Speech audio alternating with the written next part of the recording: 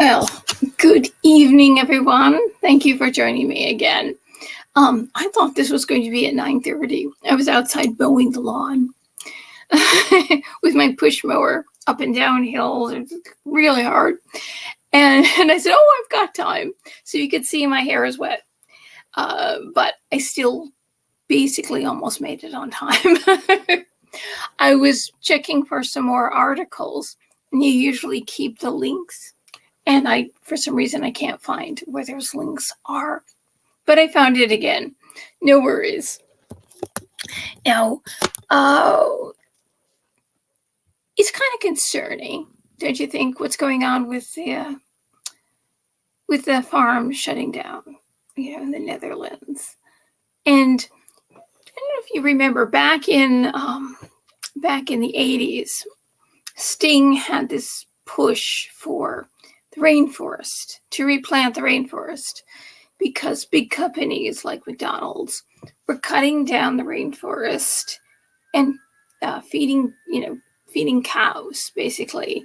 And then after the cows were killed, they would pave it over.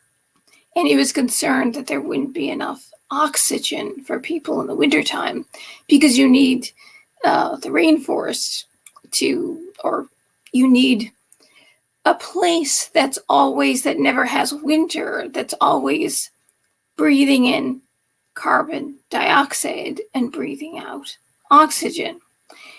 And when this whole thing started, I said, gee whiz, where's Sting? It's like, didn't he say replant the rainforest? So if there's this issue that there's too much carbon in the atmosphere, just replant the rainforest, stop big companies from doing that. It sounds pretty horrible. Plus, there's medicinal plants in the rainforest that we have not discovered yet. There is an epidemiologist named Michael Savage. His real name is Weinder, but he goes by Michael Savage, and he's really funny. He's like your old uncle that's just yelling all the time. He hangs up on people. He's got a radio show, but he's got 2 masters in botany, epidemiology, and he's got a PhD, and I forget what the PhD is. So he's kind of like, he's very educated. And he went to the rainforest, and he went to the Fiji Islands and got specimens of plants that are very, very rare. Hello there, Black Samurai. Hello there, Silas Marner. Hello there, Spirit Sama. It's so, you good, about Mr. Savage. He's fantastic. He's the one in April. I was still listening to him, and I don't know why I stopped listening to him. I really don't, because when I listened to him, my brain would just open up, and I learned more and better. There's something about the way he thought that gave me the ability to learn more, to research more, and remember things. Because he talked about all sorts of things, and he's the one, because he gets all these reports, because being an epidemiologist in 2020 is the kind of person that you really should consult during what happened in 2020. Well, he's the one, and I reported it on my channel, that he, you can see I'm wearing green today because I'm really into actual green, really green things with chlorophyll, And it seems like we're going in the opposite direction. We want less plants now. Now it's less plants. So what does this green mean? It's always, like I said, communism. It's always the word is the opposite of what it means. Green actually means, now it means, no, we don't even want plants. We don't want a demand for food. The people are demanding food. So the higher population you have, the more food. And so you have to grow all this vegetables and green things. And to have green energy and a green world, you must not have green things growing. Isn't it a mind, F-U-C-K? It's a mind, F-U-C-K, isn't it? Anyway, he's the one who he was reading the reports. He gets all these reports, being an epidemiologist. On he's got plants in the Kew garden, like rare plant specimens that he gathered himself, and he can't visit England anymore. He said something that was not woke, and so he's banned in Britain now. It's crazy, but that happened a number of years ago. So this craziness started. Let's see, my father was still alive, maybe at this point, at least 15 years or more. Maybe he was reading the reports on the stats on how many people got the flu. And he said, this is weird. The whole winter passed and nobody got the flu. There are no reports of a flu, nobody dying of the flu. And just recently it came out that there were more deaths from the flu than that other thing that was happening. So that right away, you know, like bells and whistles go off. Like there's just no way that nobody's dying of the flu. People are still dying of the flu, and people still have the flu. People still have colds, and they die of the flu and the cold. So I don't want to say any more on that in that regard, but that has recently come out, and he noticed it. And it's a science, he's an actual scientist, and he's brilliant. He knows about everything, and it's wonderful because you listen to him and you hear history. He talks about history, and he remembers history, going back all the way. Anyway, now we find out, because people are waking up to the fact that carbon is good. There are too many people saying, wait a second, don't we remember Sting saying that plants need breathe in carbon and then breathe out oxygen? Don't we remember that? So the more trees you plant, the better. The more trees that are growing and living in a part of the world that doesn't have winter. It's like it's right in the middle. So isn't like Australia has winter, the opposite, then we have winter. And this heat wave, I don't know when it's going to happen. It was 80 degrees today, or 79. I really don't know when it's going to happen. We had some hot days, but it never went higher than 91. And usually we get days that are over 100 degrees. In fact, those days, these hot days used to start in June, the beginning of June. And see, because you're being forced against your will, is it fair to draw a parallel between that and the... That's right. That's right. That's interesting, isn't it? Isn't it? My body, my choice. My body, my... Your body is your possession, right? That's your property. Your body is your property. And so is the child's body, is their property. If you can prove by DNA that they are a separate being, and you can, that means their body is their property.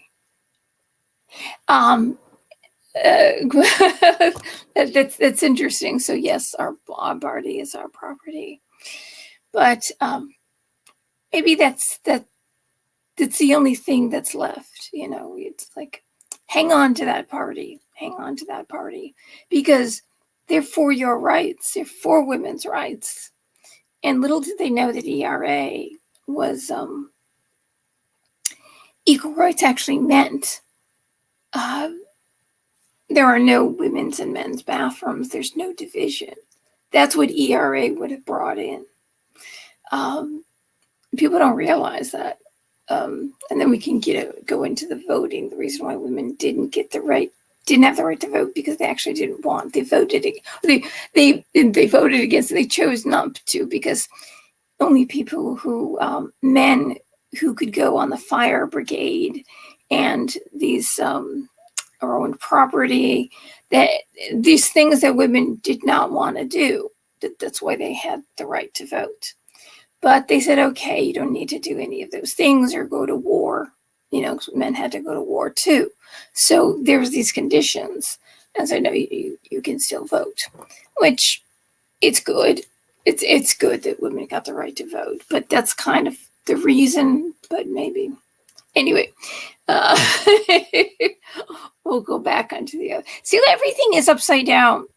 It's like everything now, anything the women have left, Hollywood. I don't know what actress it was on stage that said when Trump got elected, ladies, get your abortions now. It's like, wow. It's like these people, have they all had lobotomies? I mean, she seems young, so it's like you're too young for Botox, but maybe they're still getting Botox. Like Nicole Kidman started getting over Botoxed when she turned 30. 30! Who looks old when they're 30? So it's almost like your Botox just goes directly to the brain. Like that's a joyful thing to do. I wouldn't think, even if a woman feels like she really has to have it done for, a certain reason. Let's say there's a reason. Oh my God. It wouldn't be under any condition a joyful thing to do. But it seems like that's all that's left. We've got you, voting. We've got all these groups voting for us because we assured you the other side are all racist and they hate women and they want you to be barefoot and pregnant and married. But the only thing they're dangling is abortion. This is it. We'll make sure that you can still get your abortions, but but if you're like whatchamacallit, Adele said she was proud to be a woman. That's it. She was banned. You can't even say that anymore. Gloria Steinem, where are you? Why aren't you standing up for women? Why can't women say that? Why can't women be women? Why can't women feel comfortable being in a women's bathroom? There's lots of reasons women are more comfortable among other women when they're exposing themselves in some way. Anyway, see how everything is the opposite? They flipped, we're on your side, and they flipped on everything like green. What is green anymore now? Well, I've said many times about the whole carbon thing. In fact, we have too little carbon. If I knew that this was, this was quite questionable. You got to be kidding. With China being in the Paris Climate Accords being let off till 2030, it's certainly going to be indefinite. They can put up coal-fired power plants. And they're doing strip mining. I mean, they're completely destroying the environment to get this coal, the way they're doing it, to get this coal out. And they have 3,500 more planned. And they're putting up one every 6 days. So plus, which nobody really emphasizes this part. It's almost like they're distracting us with carbon, which now they're slowly turning, admitting that that's not bad. And they're telling us these other things are actually bad when they're not bad either. It's kind of like we have to change course. We'll throw something else out because we're dependent on their ignorance. It's every time dependent. When I hear that word, it reminds me of my favorite plays ever written, which is Streetcar Named Desire. In the end, Blanche goes, as they're leading, the doctor is leading her away to the mental institution. And she's very much of a lady, and she's all dressed up and powdered and pretty. She's waiting for her beau to come to take her on a cruise. And her sister calls the insane asylum on her. And the nurse is about to put a straitjacket on her. And because played by Marlon Brando, he's the one who did it originally and in the movie, she put a Chinese lantern over the light bulb. And she realizes when she comes out that this guy, this old doctor, and he's got a hat on, he's got a nice suit on, and there's this very matronly dressed woman that's very stern looking, and she goes, you're not the gentleman that I was expecting. And then she bows out. I've got to go back. What do you have to get, Blanche? I forgot something. Is this what you forgot, Blanche? This paper lantern. And he rips the paper lantern off and exposes the naked light bulb. And she starts to convulse and falls to the floor because it's like ripping off her soul, the beauty that she was on the outside, and her soul is just this naked, like a naked light bulb. And so the woman starts, she takes her by the arms and twists them. And she said, straight jacket, doctor.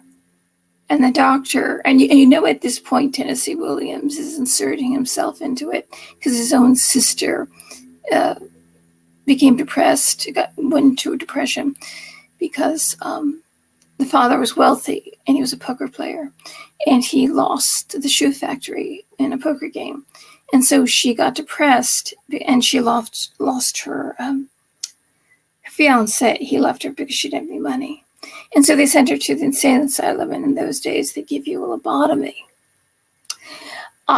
That's what happened to everyone who went to the insane asylum. They cut out the frontal lobe, and they either cut it off, or for women who are depressed, they used to stick a poker in the eye. This is how they relieve depression before Prozac, which may or may not. And they swish it around and kill it. So Blanche, who was, it's a sad story. She loses her mind. She finds out that her husband, who wrote poetry, was a beautiful boy, that she came in on him, and she found out he was that he was gay, and she found him with another man doing a particular act. And he ends up committing suicide by putting a revolver in his mouth and firing. So this is what kind of pushes her over the edge, and actually Stanley does too, because he ends up raping her. And that just puts her right over the edge. And so she's waiting for Shep Huntley to come. Anyway, this is actually, the scenario, I'm putting it out there because this is what's happening to us. This is what's happening to us when you think about it. It's like she's shocked into a state of shocked into depression, anxiety, losing her mind, because somebody was very vulnerable, was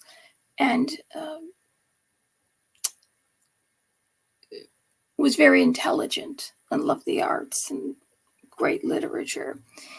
She lost her mind because the world was so incredibly harsh and hard, and somebody like that looked for beauty in the world was destroyed. And so at that moment, you know that the doctor is also playing. This is basically what Tennessee Williams would have done to help his sister if he could. Yet at the same time, this is the end of her life, essentially. And she's a straitjacket doctor. And he said, no. And she says, Blanche goes, please tell her to let go. And he says, yes, let go. And then he takes off his hat like a gentleman. He knows how to get her to go, because he's treating her like the human being at that moment, as the human being that she used to be. Remember, for what we're going through, and the misinformation we're constantly being told, and that we must believe. So in that moment, in our brokenness of the person, at that moment, he's remembering the person that she used to be. And he's He's speaking to that part of her to get her to leave. And so he lifts up his arm and he takes her arm and hooks it into hers. And he takes his head and he nods to her. You know, her dignity, the dignity of the soul that's in there. And she says, whoever you are, I've always depended on the kindness of strangers. And he leads her out and they get into the car and he's leading her out. She's become compliant. This is what she's supposed to do. She's not fighting anymore. Like she was on the floor groveling and she couldn't speak anymore because you get to a point where words don't matter. We cannot speak. We're muffled. We're dumbed. You know what I mean? We can't fight for us because even if we said anything, it wouldn't matter. It's over, and she knew it was over. And so what words, you're driven to a point where you've lost your sanity because the world has beaten you down so much. And she lost everything.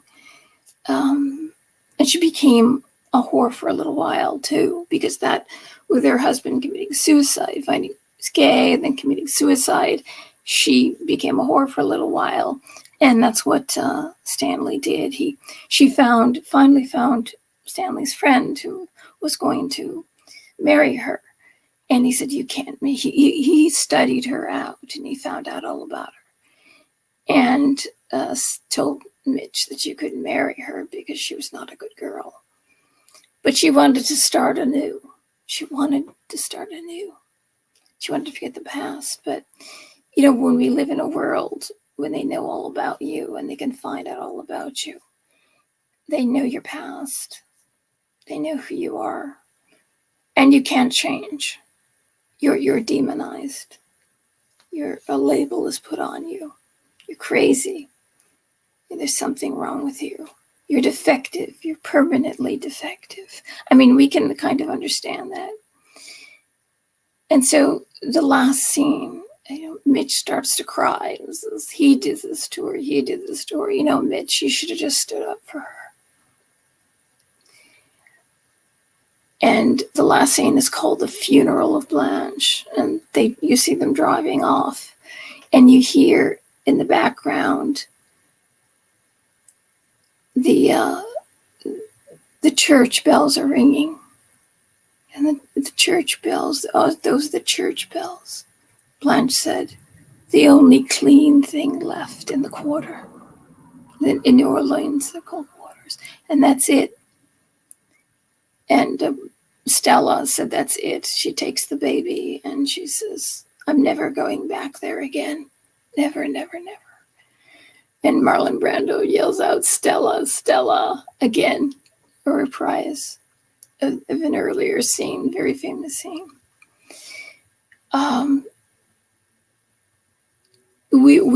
We are dependent. We've become dependent on whatever that they're going to say. We know what our fate is going to be. And we know that we're understanding more and more people are getting out there. Wait a second. For 250 million years or more, there was 5 to 15% more carbon in the atmosphere, and the world was teeming with life. That's why the dinosaurs grew so big. There were so many all the plants, a lot for the herbivores to eat. There's more than enough, and so there was tons of herbivores, and they were huge. And can you imagine the farts? And they talk about the cow farts. Can you imagine the farts these dinosaurs let out? And then life kept growing, even though that those farts, that methane. We're going to talk about methane. And of course, the carnivores had lots to eat because there's so many huge herbivores. And the only thing that killed them was the comet. And so what happened was that the carbon in the atmosphere was absorbed into the plants. And so what happens is the plants store the carbon. And though all those plants died, everything died. And so the oil goes back into the earth. Everything goes back into the earth. The carbon, which becomes coal, and then the fossil fuels, the oil from the things that are alive. And when you burn it, the carbon that the plant took in is released. And that's all it is. Matter cannot be created or destroyed. We learn this when we learn science. And so the matter that's an element is carbon, is breathed in. The plant or animal dies. It goes all the way down into the earth. And then when it's burned again, it's released. When a tree is burned, when you take that wood and burn it, that's carbon, because that's the carbon that it absorbed from the atmosphere. It's released. And then as it's released, either it's in the air or you work it into the soil. And in fact, I've got some articles on wood ash, and the necessary, the nutrients that we get from wood ash. People used to burn wood. Everybody used to burn wood. Now they're saying burning wood is bad. You get no more wood burning anymore. No more wood stoves. People take that ash and they work it back into the soil. In fact, our food is deprived of certain nutrients because we don't have that ash worked into the soil. It's actually very important.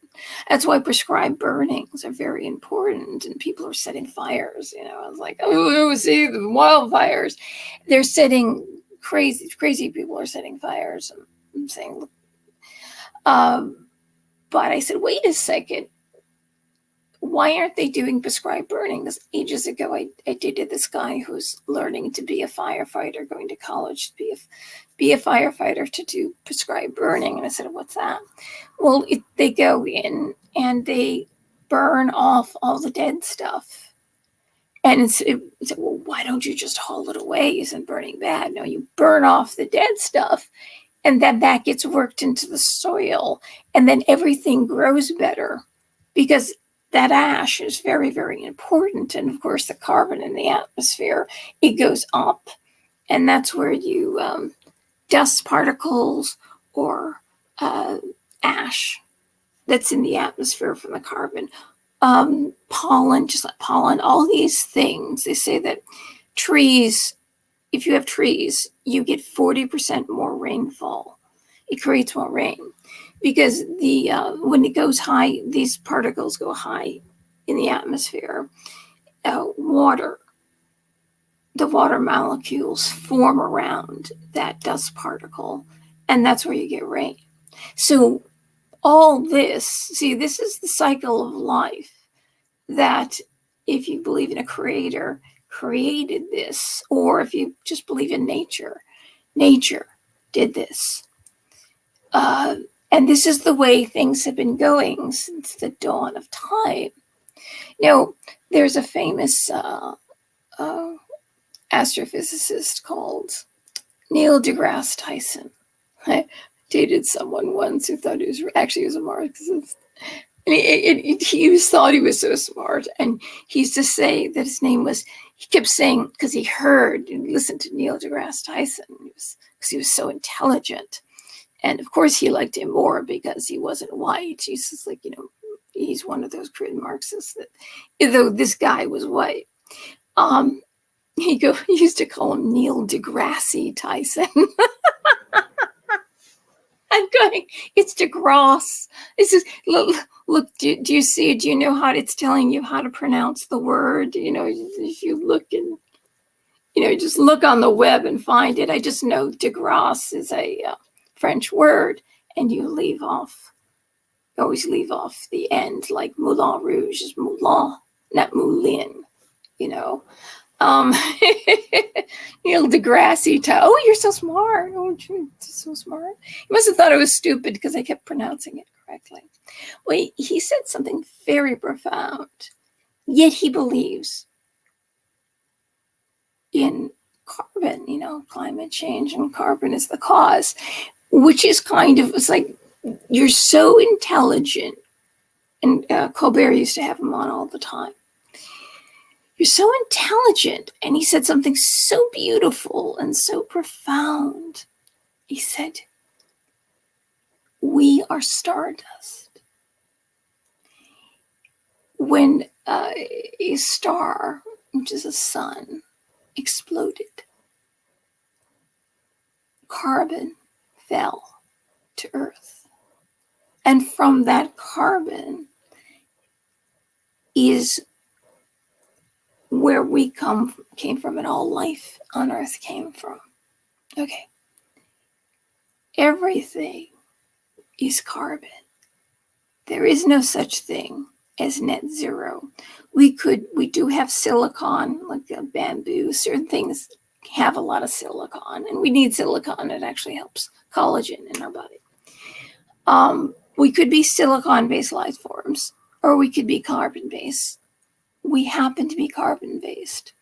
And we live in a universe where everything, if there is life anywhere, or was life on any planet, it's carbon-based, because that's the way the universe, that's the way it was formed.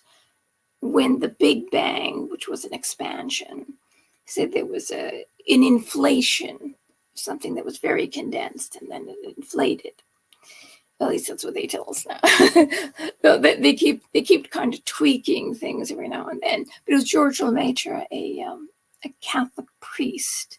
They keep saying that people who believe in God don't believe in science, and to believe in the Big Bang or you can't believe in God. But he was a physicist around the year 1900. He's the one who coined the phrase the Big Bang and said it was this expansion. And the Pope was going to put it in as doctrine, that this is a part of doctrine, because a physicist, because he was actually, here's the Pope, who's also this God person. Then they say doesn't believe in science. Well, the Pope at that time said, if this is science, and this is what you've discovered it to be.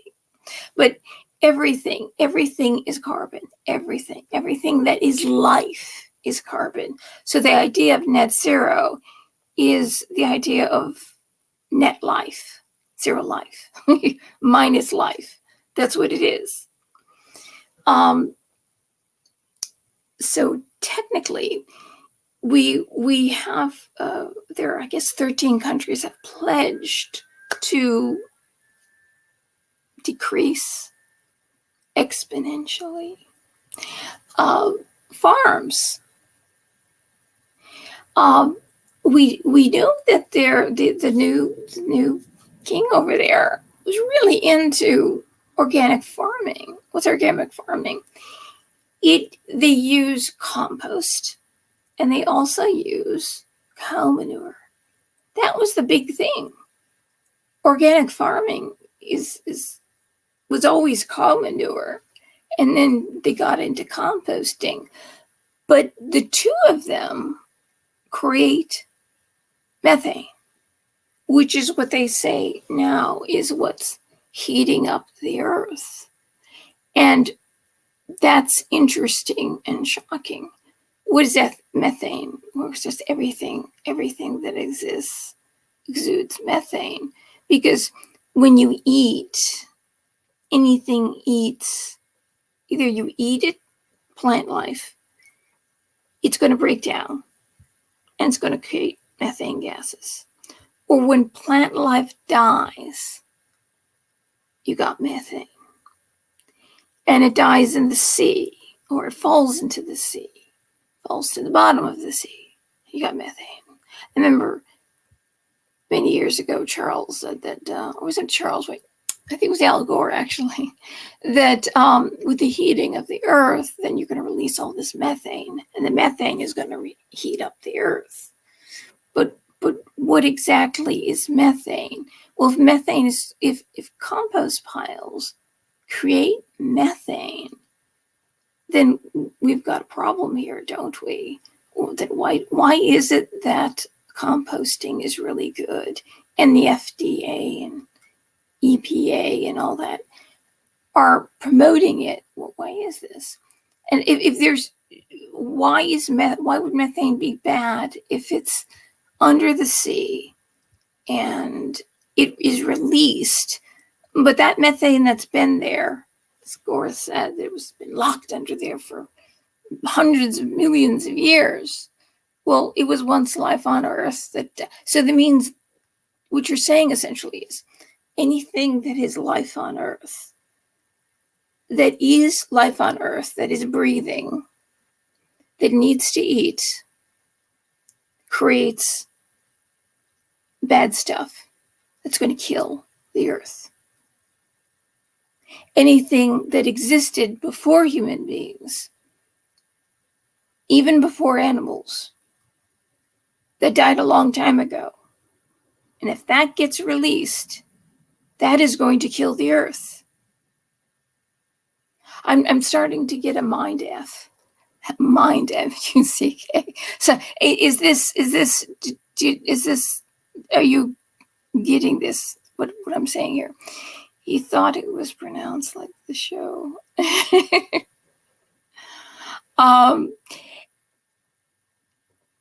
And so I'm reading.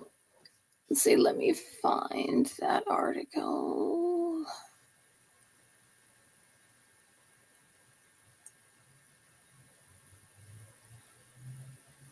Ah, here it is. Let's see. Composting food waste, keeping a good thing going. October 2020. So it's fairly recent. Food waste is a growing problem in our modern society. 1/3 of food produced worldwide never makes it to the table and ends up as waste, occupying 25% of our ever-shrinking landfills. Well, if it's food waste, why is it going to the landfill? And it's food waste, which is something that either was an animal or a plant, if it's food waste, right? So this is the problem here. So why don't you take that and just bury it in the ground and just kind of like, or just put it open and just throw lime on it, and just have it break down on its own and then turn it into the soil. You've got this. This is just terrible. We eating people. We have to stop being that particular party in 1930s, 1940s Germany said that there are certain people that are useless eaters. And we have a particular climate czar that basically called us useless eaters in so many words, but we will say exactly what he says. Tell you exactly what he said. And you can decide for yourself. It's just people bad, farms bad, growing things bad, plants decaying bad, animals bad, cow manure bad, compost bad.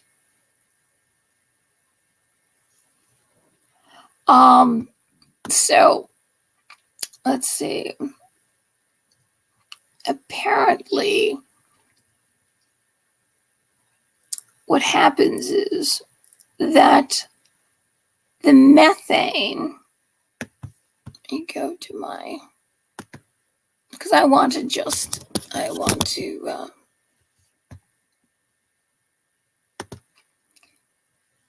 do this as quickly as possible. Read you something as quickly as possible.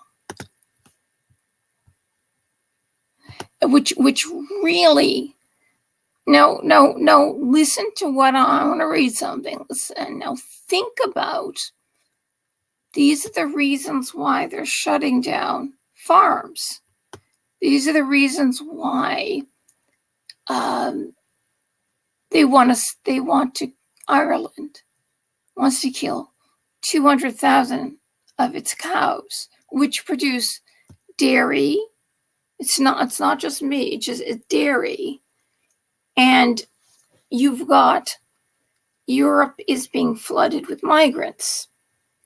And it went up from 300 to, in 3 years, from 300 to, or 30 to 300,000. It's huge in England alone. It's huge. So you've got a lot of people that need to eat. And you're shutting down 3,000 farms in the Netherlands alone. Ireland. And I thought the Irish had a lot of sense. I really do. It's like, oh, that they would call, Blarney if it was Blarney. We're the Irish people that used to have a lot of sense. Did they come over to America? Is that what happened? What happened to them? Let's see.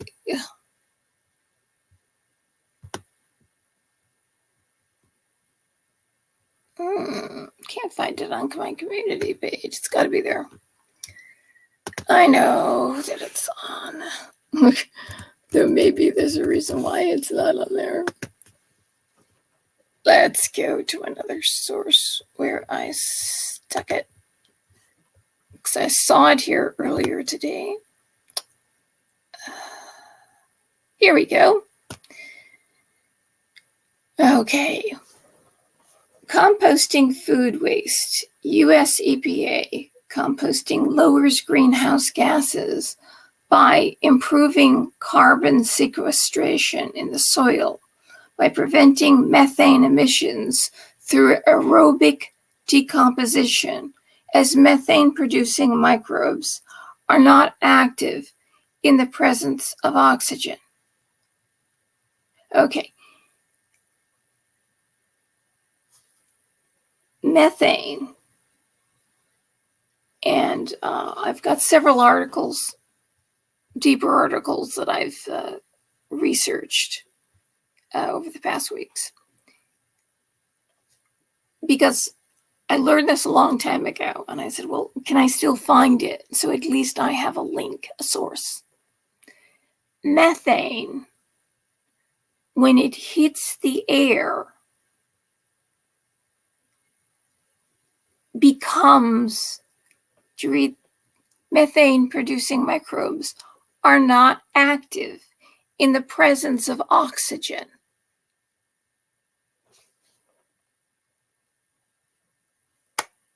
Is there something wrong with me here? Did I read that wrong? Well, what I learned a long time ago was that when the methane, they say, oh, you can't drill for oil because it breaks open and the methane comes out. But when methane hits oxygen, it dissipates. That's what kills methane. Methane just dissipates in the atmosphere. In fact, it separates to water and carbon. And we know that carbon is a nutrient because we are all carbon. Everything that is life is carbon. The more carbon in the air, in the soil, the less water plants need. So with the fact that when they voiced concern 30 years ago about this, and before that we were going for the ice age, they were headed for the ice age, and they were going to paint the Arctic and Antarctic black just to prevent the ice age, to absorb more heat. And now their answer is to spray the atmosphere to block out the sun. Now, I don't know about you, but if you're a scientist, and we're supposed to appreciate scientists because they know more than we do, don't you think these ideas may be a little off? Creating a volcanic winter and mass famine, because the word, like I said, it's the communism thing is whatever the word is actually has the opposite meaning. That's what communism does. So when you say green the planet, what the heck does that mean? Because to create chlorophyll, plants need carbon and sunlight, and you are killing both of them. If we had 5 to 15% more in the atmosphere, and the world was teeming with life. Of course, it was that age that made all the fossil fuels, right? Which I guess are bad, but not really. Like I said, matter cannot be created or destroyed. So you release the carbon and the plants take it in again, and then they grow. That's what they need. It's the most recyclable, sustainable, was it recyclable? Sustainable, renewable element ever. You breathe in oxygen, you breathe out carbon dioxide. Plants absorb carbon and they release oxygen instantly. It is the most renewable, the most recyclable thing that God or Creator has ever created. And the Earth did it on its own by that exploding star, which Neil deGrasse Tyson, Neil deGrasse Tyson flipped on his head.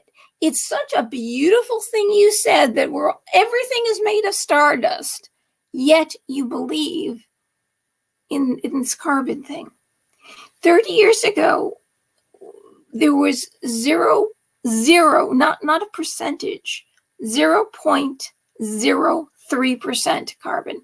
That's not even 1% carbon. That's not even 0.10%, 0.10.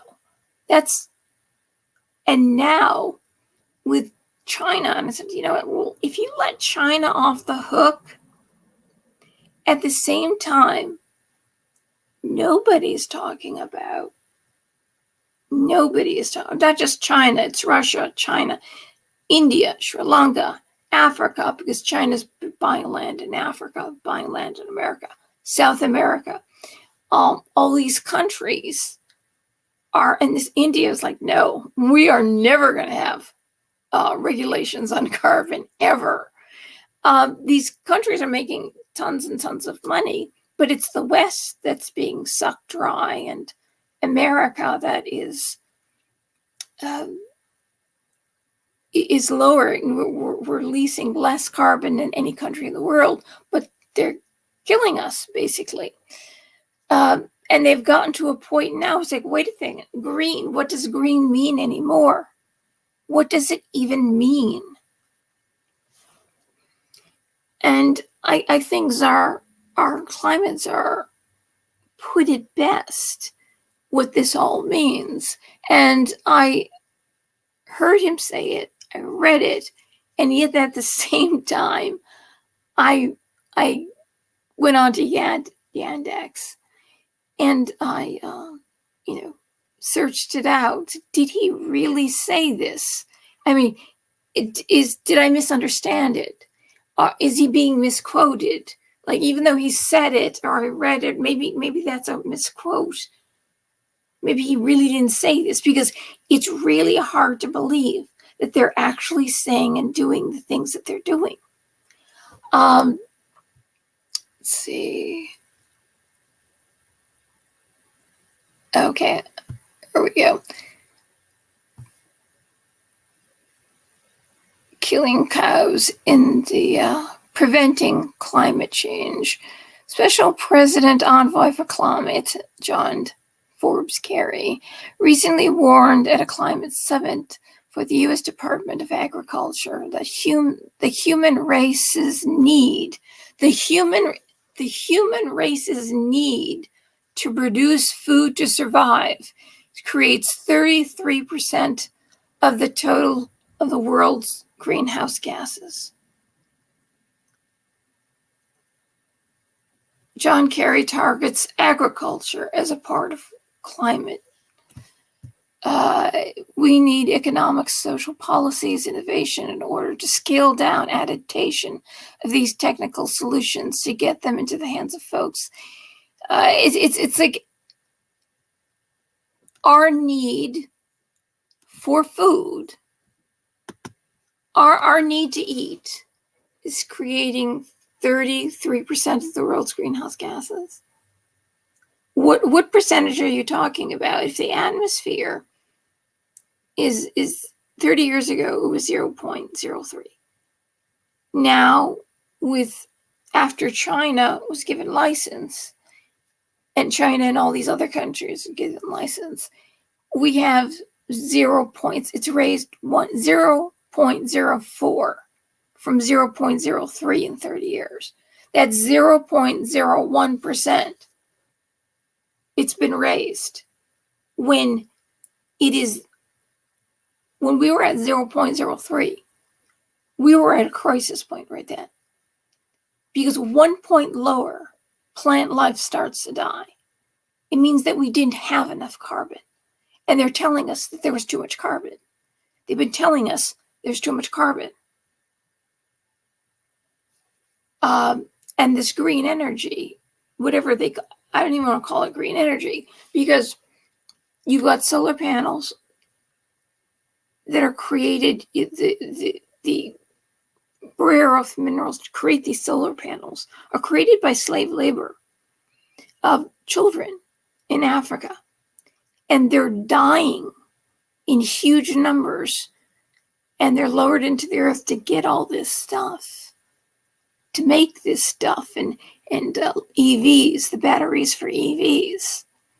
So, they're telling us that that we're racist, that we don't. Well, I think, and at the same time, they're pushing this. And they're creating, if you see, to get this stuff out of the earth, to create these electric vehicles, the batteries, which puts out at once more emissions than a fossil fuel powered vehicle does in 8 years. So it's much harder for the earth to, if you are going to process poison or something that's bad, if a huge amount is put out at once, it's much harder. And you can also kill something because it's just too much than it is at a slower rate over 8 years' time. That's why we've got a lot of people moving to the Western countries from countries that are warm naturally. And if we're coming to a point where the climate is going to be drastically lowered by blocking out the sun, then you're basically moving all these people out, cutting down food production, which especially, Russia and Ukraine produce a lot of grains that get shipped to Africa, places that need food. And so if you cut off the fossil fuel, there's no way to get those boats there. Those huge vessels to get there will never get there. And buying our oil instead of having the pipeline, which doesn't create any energy to just go through that pipeline, and you eliminate the possibility of an oil spill, of a tanker oil spill. Now we're getting our oil from outside. It has to travel using fossil fuels to get here, and the possibility of an oil spill. It's the opposite. It's the opposite. Nitrogen is also something that they're telling us, that the nitrogen is bad too. The nitrogen that is being put out by these farms. And so I Googled, a nitrogen. Let's see. Nitrogen. Why do we buy so much nitrogen? AG, US, Florida. The ability to transform the chemically stable gas nitrogen into organic nitrogen compounds is found only in a few groups of microorganisms. Excess nitrogen do not exceed the amount. Nitrogen we import. USDA, US increasingly imports nitrogen and potash. Imports of nitrogen mainly from Trinidad and Tobago, Canada, and Russia, all with lower natural gas prices fill the gap. We import potash as fertilizer. Nitrogen is what is necessary to create protein. We import it. We import, I can't see the amount here, but it's a huge amount of nitrogen. Future shortage of fertilizer for America, because we need to import the nitrogen for fertilizer.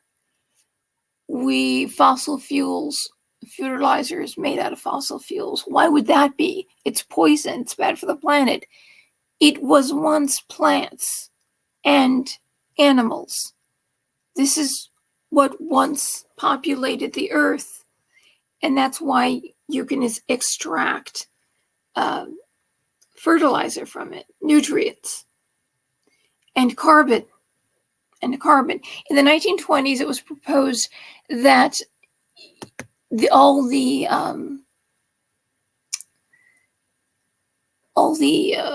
emissions, the soot that comes out of the smokestacks from plants,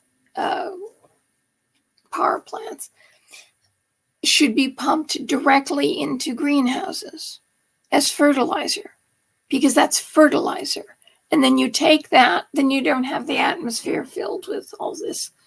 If it's too much smoke to breathe, or it can fill the air and might be too much to take in.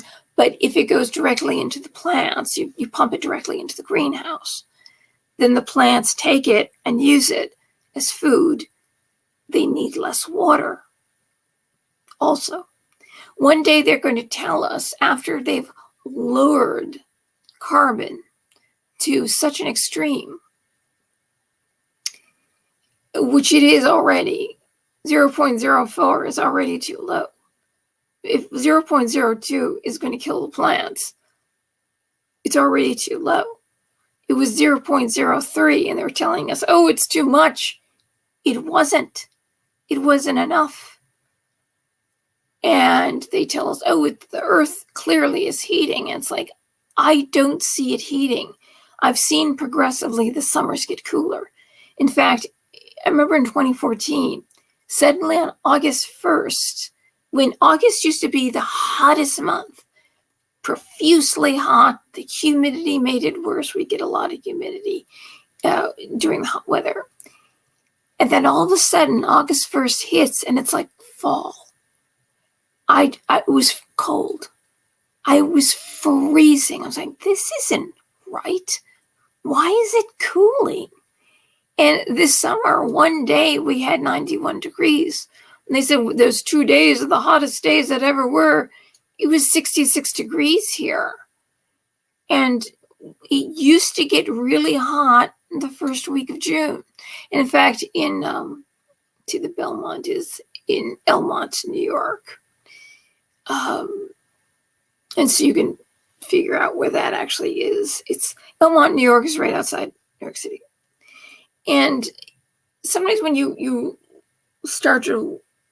look at footage from news or people just events that happen, people are just commenting on what's going on, what the temperature it is, how hot it is, and you see what the date is, and that's verifiable.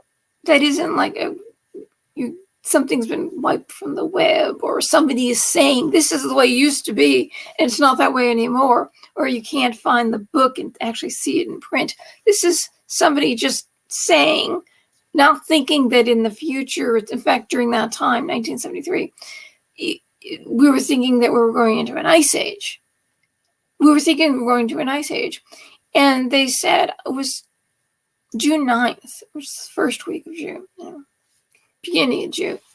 They said it was in the mid-90s and extremely humid. It was profusely hot before the running of the Belmont Stakes, which is a 1.5-mile race, the third leg of the Triple Crown. It was profusely hot. That was the first week of June. And now it was in the 50s, 60s, all through June here. In 2015, the running of that was later in the day. They started to run the Belmont Stakes later in the day, about 7 o'clock at night, to make it cooler for the horses, because it actually used to be hot. In 2015, when American Pharoah won the Triple Crown, he ran at 7 o'clock at night. It was 65 degrees. 65 degrees. And it was 65 degrees here. It was like in the 60s all day here. And it was in the 60s all day there. It wasn't like it actually dropped from a very high point. I was like, wait a second. I think he ran, I think it was the 5th of June. It was the 5th or the 8th, something like that. It's within the same few days of each other. But that's really cold. So you're saying we're warming. We're warming. And when summers used to be much hotter, and during a time when we thought we were going to have an ice age and they were going to paint the Arctic black, got to melt it. They wanted to melt the Arctic and Antarctic because they thought they were going to prevent an ice age. And now they're saying, oh, the Arctic isn't big enough. The Arctic is melting. We need more cold because it's not natural if it's melted. Well, your scientists back then wanted to melt everything, and nobody was concerned about water levels raising. And during the time, our planet, when it was teeming with life, and there was all sorts of carbon emissions in the air, volcanoes going off like crazy, there were periods there was no ice caps anywhere. And we have alligators and palm trees and tropical stuff where there is ice now. So apparently, either the animals adapted or there was just no issue. The world was teeming with life. So here's your answer. Your answer seems frightening. Their answers in every direction is frightening. It's still on YouTube. I'm sure you can find it. It was a geological. It was about the geology of Niagara Falls and how it started. The beginning, and a geologist was talking. I think this was in the 80s. It was filmed, and he said we were in 1850, an ice age. We had a mini ice age that ended in 1850. And it progressively takes a while for the Earth to actually warm up to its natural state. But during the ice ages that we had in the past, and we're supposed to be due for another one, there was a 2-mile thick sheet of ice over 3/4 of the globe.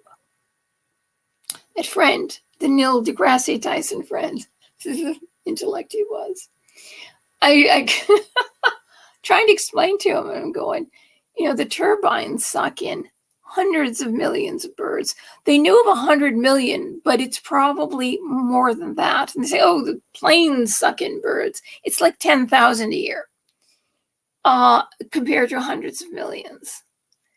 And you can't recycle them, and you can't put them in landfills because they're toxic, and they're sanitizing the environment. Talk about killing farms, sanitizing the environment to put these monstrosities up, filling the oceans with them, filling the oceans with cement. There's something that MOST has got to take all this stuff, since it's so toxic and you can't bury it. You got to put that in your rocket, and Bezos better better let his rocket better last. That huge rocket that looks like last go up for longer than 10 minutes. Okay, sorry. It's not a good look for you, Bezos. It really isn't. Otherwise, it'd be extremely attracted to you. But anyway, these guys, Musk can probably do it. These guys better put all that waste, because within 10 years' time, all these things break down. right now we have the Earth, on Earth, we have 2% of our energy is coming from these green renewable sources. They break down in 10 years. Musk better pack his rocket ships and bring them to Mars so he can either dump them there or bury them there, because you need a really big planet to dump all this waste. Because I'm against all this landfill, burying things. When I was a kid, I said, when I was a little child, I didn't know anything. My mother said, throw these things away. And I was looking at, they used to make bottles and things for cosmetics and creams. They were beautiful. I mean, they were really well made and they're fascinating. I mean, just like for a child, different colors and different designs on them. And I said, no, I want to, this is really, throw this away. This is really well made. It's like something that you buy in baubles that you put on a shelf. And I said, what happens to it?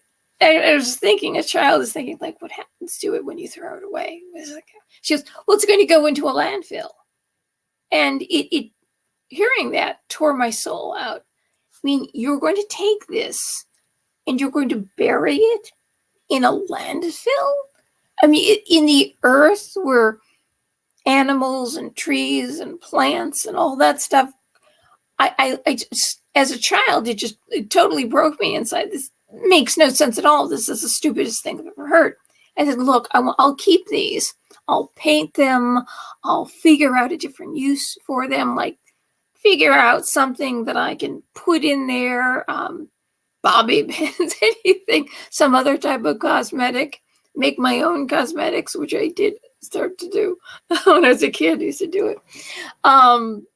Lotions and all that stuff. Is that I'll do something with it so we can reuse this again, because there's something wrong about this. So first of all, we know they're killing birds, chopping up birds. The solar panels not only are just destroying the environment, you're sanitizing the environment, but they also burn birds out of the sky. You find on the web that happening. And if the wind doesn't blow or the sun isn't out, you have no energy. So what happens is that the electric companies, which use natural gas, which is methane, by the way, and it burns clean. That's why natural gas burns clean. But New York State is outlawing stoves, gas stoves. Now outlaw that for the environment. But wait a minute, it burns clean, and we have tons of it under our feet, and it burns clean. So what's the point here? Where are you going to get the energy? If you have no energy, you're shutting down farms, and you have no energy. How are the people going to live? How are people going to live? John Kerry said that we have to reduce populations. Kamala Harris came out with so our children can breathe clean air and drink clean water. If we lower the population, well, they're not going to be here to do that. But it's the people that are killing everything. It's the people, you see. It's us. We shouldn't be alive. See, there's a lower class of people. It's like we're going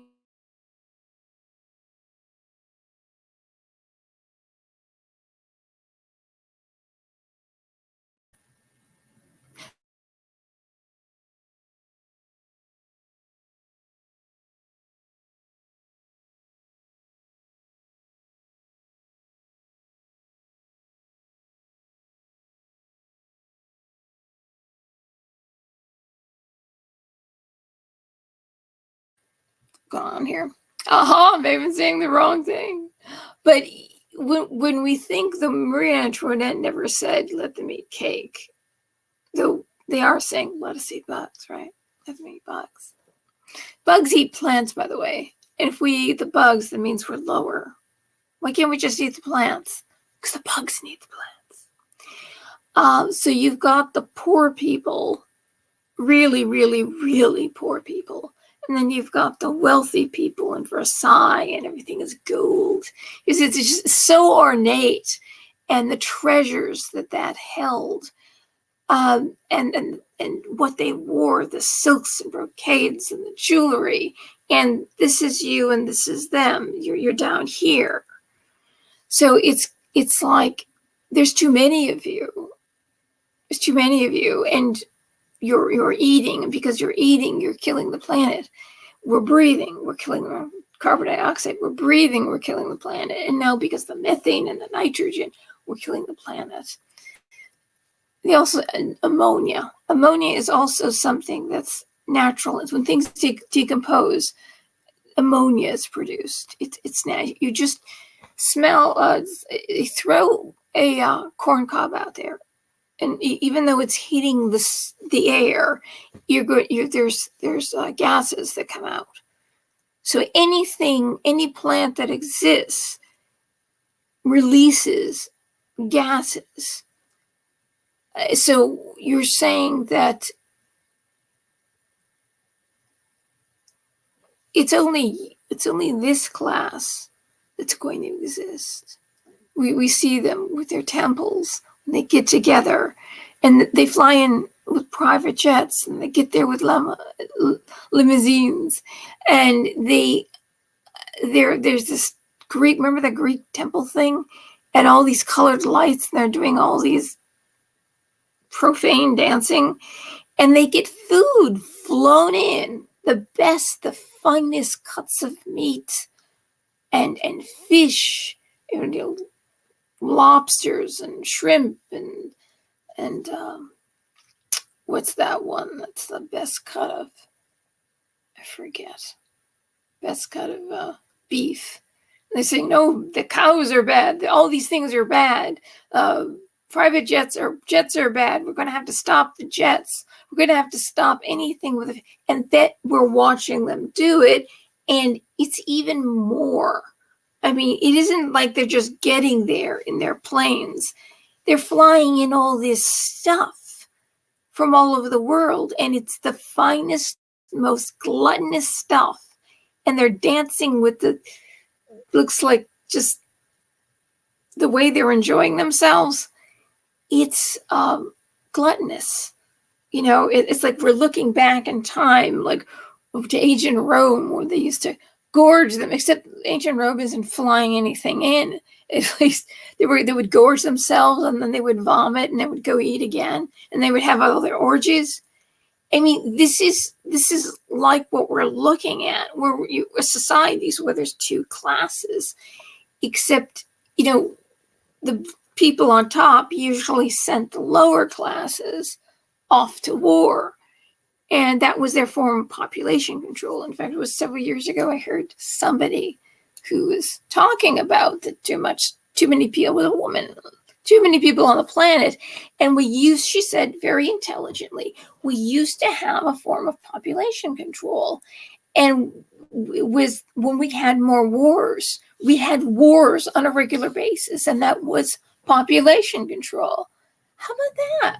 And I wish I remember who said it, but you see, when you hear something like that and it sticks in your head, you can never forget it.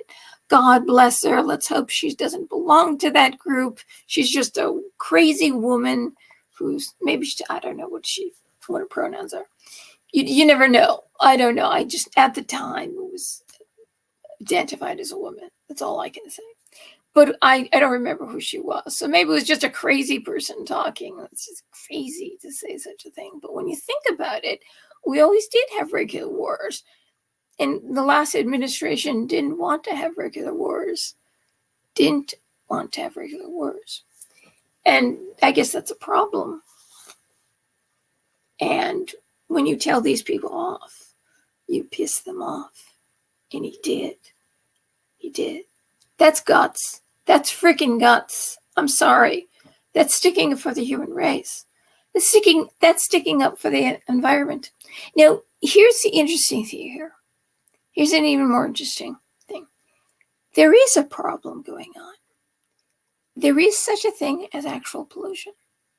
there is such a thing as, see, China is, God bless them, for putting all the carbon in the air because we need it.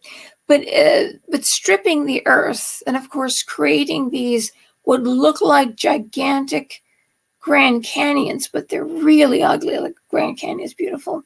But to get all these rare earth minerals to create these EVs, these battery-powered EVs, it's destroying the earth. And archaeology is another thing that's just to study the history of the earth. There's so much we're losing there, and the fact that children are getting lured into there to get this stuff out so people can drive around in their fancy cars, and they're telling us because we want stuff that is cheaper and doesn't cause children to be in slave labor. We're the evil ones. We're the ones who are destroying the planet, and we're greedy. And the guilt that they place on us is a way of population control, because you get very, very depressed, and things happen to people when they become very, very depressed. What are you saying? Wagyu? What are you saying? Deflating atheism. Trump steaks. That's why the Trump lifter in Orange Man bad. The Trump. Sometimes, like I said, this everything is so small, even though writing. So it's Trump Trumpler is an Orange Man bad. Okay. Greta can travel on planes 24/7, but you won't find her planting anything. That's right. The ecosystems depend on carbon, Greta. But she doesn't know anything about anything. Ecosystems are collapsing. You have stolen my dreams. And there's the royal family. You see them all. William, the golden boy, who went, let's not forget, he went in 2018, went to Africa and told them, there's too many people in the world. It's overpopulated. And we're going to start with Africa. And so beautiful and so well dressed and so warm. And he's the son of Diana, who was just this humanitarian, in which they've destroyed her. They've totally destroyed her legacy. They've totally made her into a crazy person. Over the years, it was like the long plan, and he was the suffering one, not her. And so people listen and watch. Oh, was she wearing? Oh God, she's so gorgeous, Catherine. She's so tall and slim, and she wears such beautiful clothes, and she has all the money in the world. They all do, and they're telling. See, they love Africa. They have 600 billion acres of the finest real estate in the world. And the continent they visited the most is Africa, because they love the safaris, they love the animals, they love to go see this. And so they're having a problem, apparently, because Africa, the population is increasing. So you don't want that. Which makes it very interesting that their sister-in-law said that they were racist, but it was racist about her, and we don't even know what it is. And they're claiming this, and she claims she's a humanitarian. See, I haven't talked about her at all. I could talk about that every day, but I feel that if she's this narcissist that everybody says she is, well, she is. She wants attention, and suddenly she just started claiming that she wasn't white, and at the most she's a quarter not white.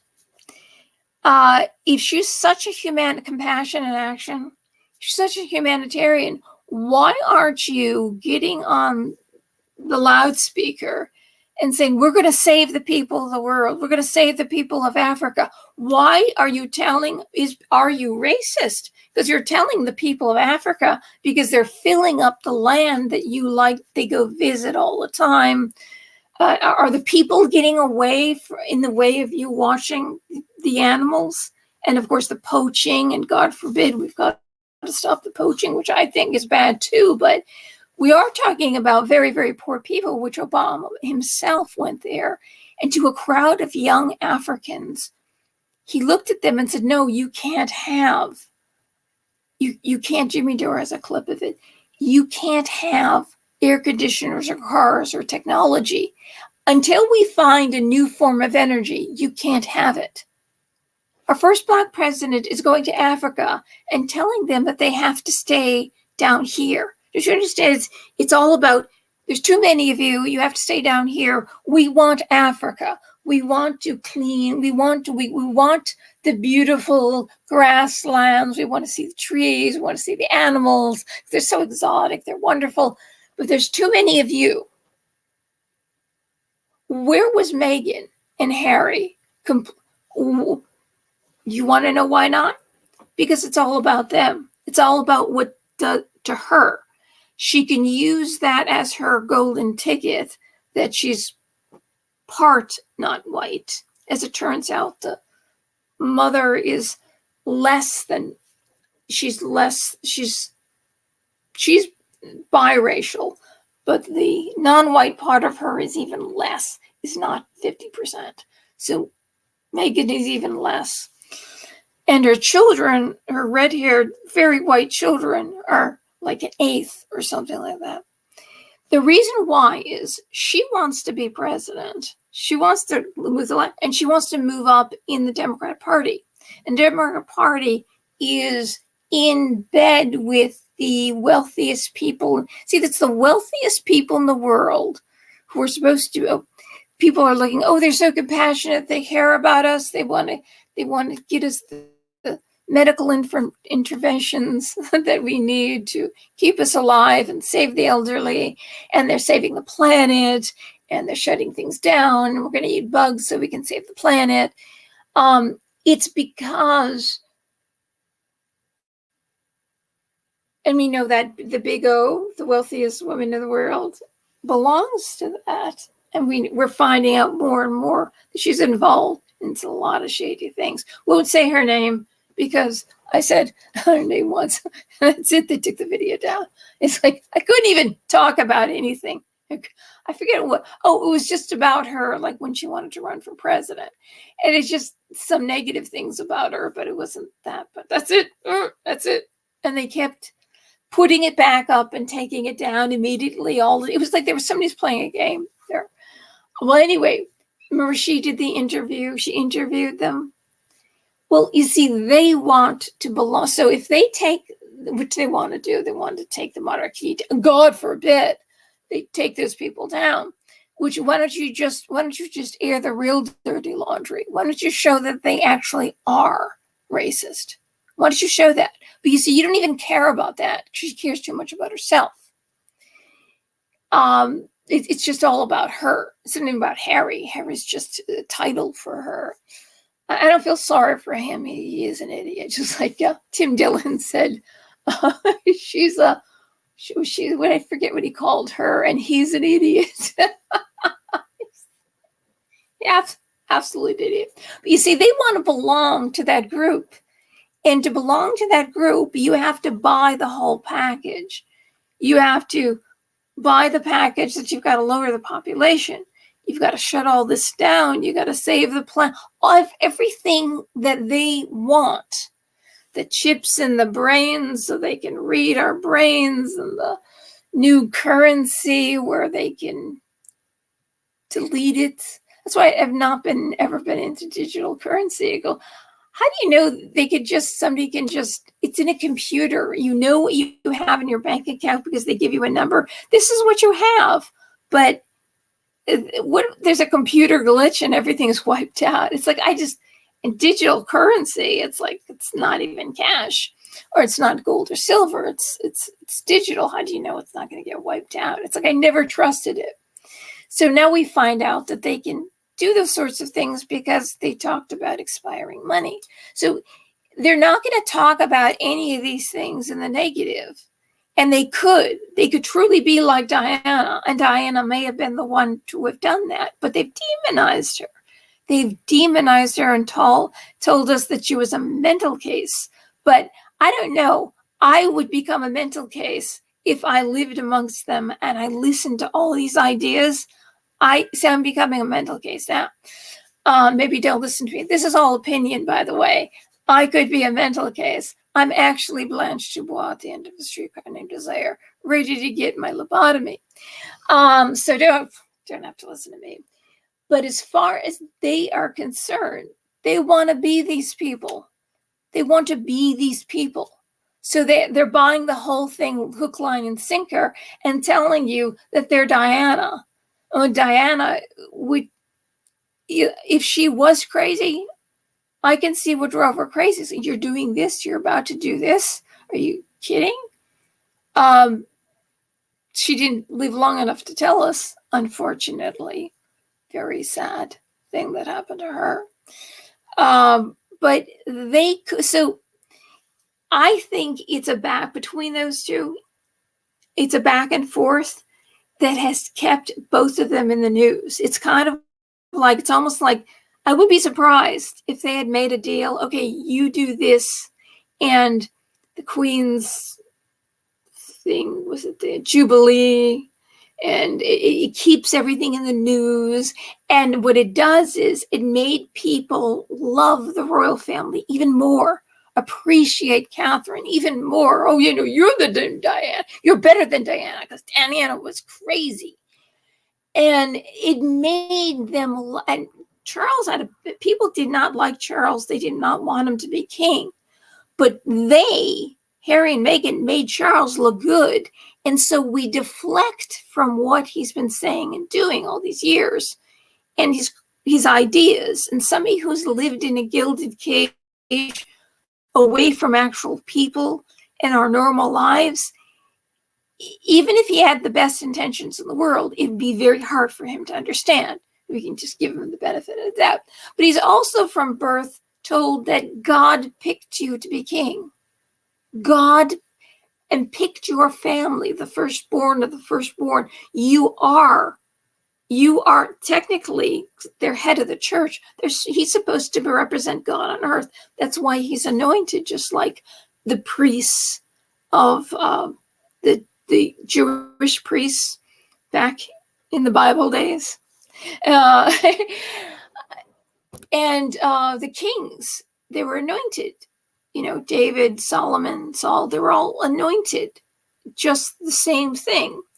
And he's supposedly Christian, but actually he believes in Jung. He has his temple and he prays. It's when you go back and you see footage about that and his friends talking about it, they kind of explain the kind of God he believes in. It's a Jungian type of God, which is, even though on the outside, formally Jung was a Christian, when he spoke about it, it's yourself. It's yourself. You are the God. So basically he's going in there to meditate, but it's his God. And so he can make those decisions and the right decisions. But he's also told that he's God on earth. He represents Christ on earth, and he was picked by God to be king. And wore all these crowns. And they don't make, and then you hear they don't make that much money.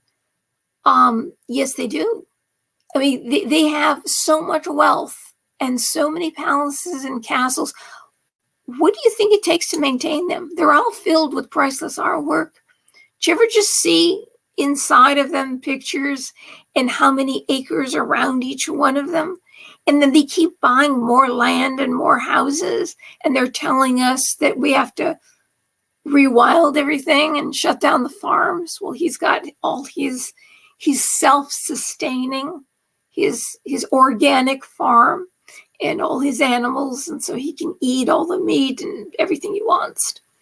So if you truly are told this generation after generation, and his grandmother said, his great-grandmother. Yeah, his great-grandmother told his mother that above all, no matter what happens, the monarchy must survive. You must do everything, whatever trick you have to flip to make sure the monarchy survives. That is above all. There's a lot of other questions about the war and how they became so beloved. And they claimed they were living in Buckingham Palace, but they weren't. They were going to Windsor. That's where the girls were living. So at night they went to Windsor, but on the outside it looked like they were staying in London to be with the people who were being bombed. Which there's a question there. It's like, what was exactly happening there? That's a question for another day. So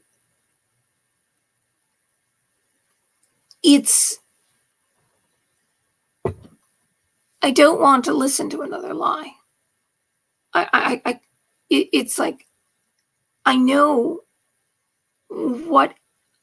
that we need ash in the soil. We need wildfires. Have been burning since the dawn of time. It's neat. This has been happening. This is not new. Around this time of year, always in Nevada, it's always 110 degrees. That's not 3 digit. No, that's actually for that area. It's normal. Here, it's not normal. It's abnormally cold. I have 3 blankets on my bed. 3 blankets on my bed. Still, because it's like it gets kind of warm, but it's chilly, and it's like I haven't taken them off. And actually, for several years, I have not taken the blankets off of my bed because the temperature is changing and it's not warming. But they'll tell us this. Now it's gone from carbon because we're learning more and more how beneficial carbon is. And Kerry wants to suck the carbon out of which they're doing in Iceland. There's a machine that's sucking the carbon out of the air. And they said, we're sucking the carbon out of the air to lower it. And then we're giving it to certain so certain farmers are getting the carbon that you're sucking out of the air. That's very interesting. Who's getting it? And I thought we weren't supposed to have farmers because farms were bad. The Great Depression, farms went out of business. FDR did not do anything to help the farmers, support the farmers, so that people could get the food. What happened was Great Famine. People died. You can't stop the farms. You can't stop the farms and expect people to live.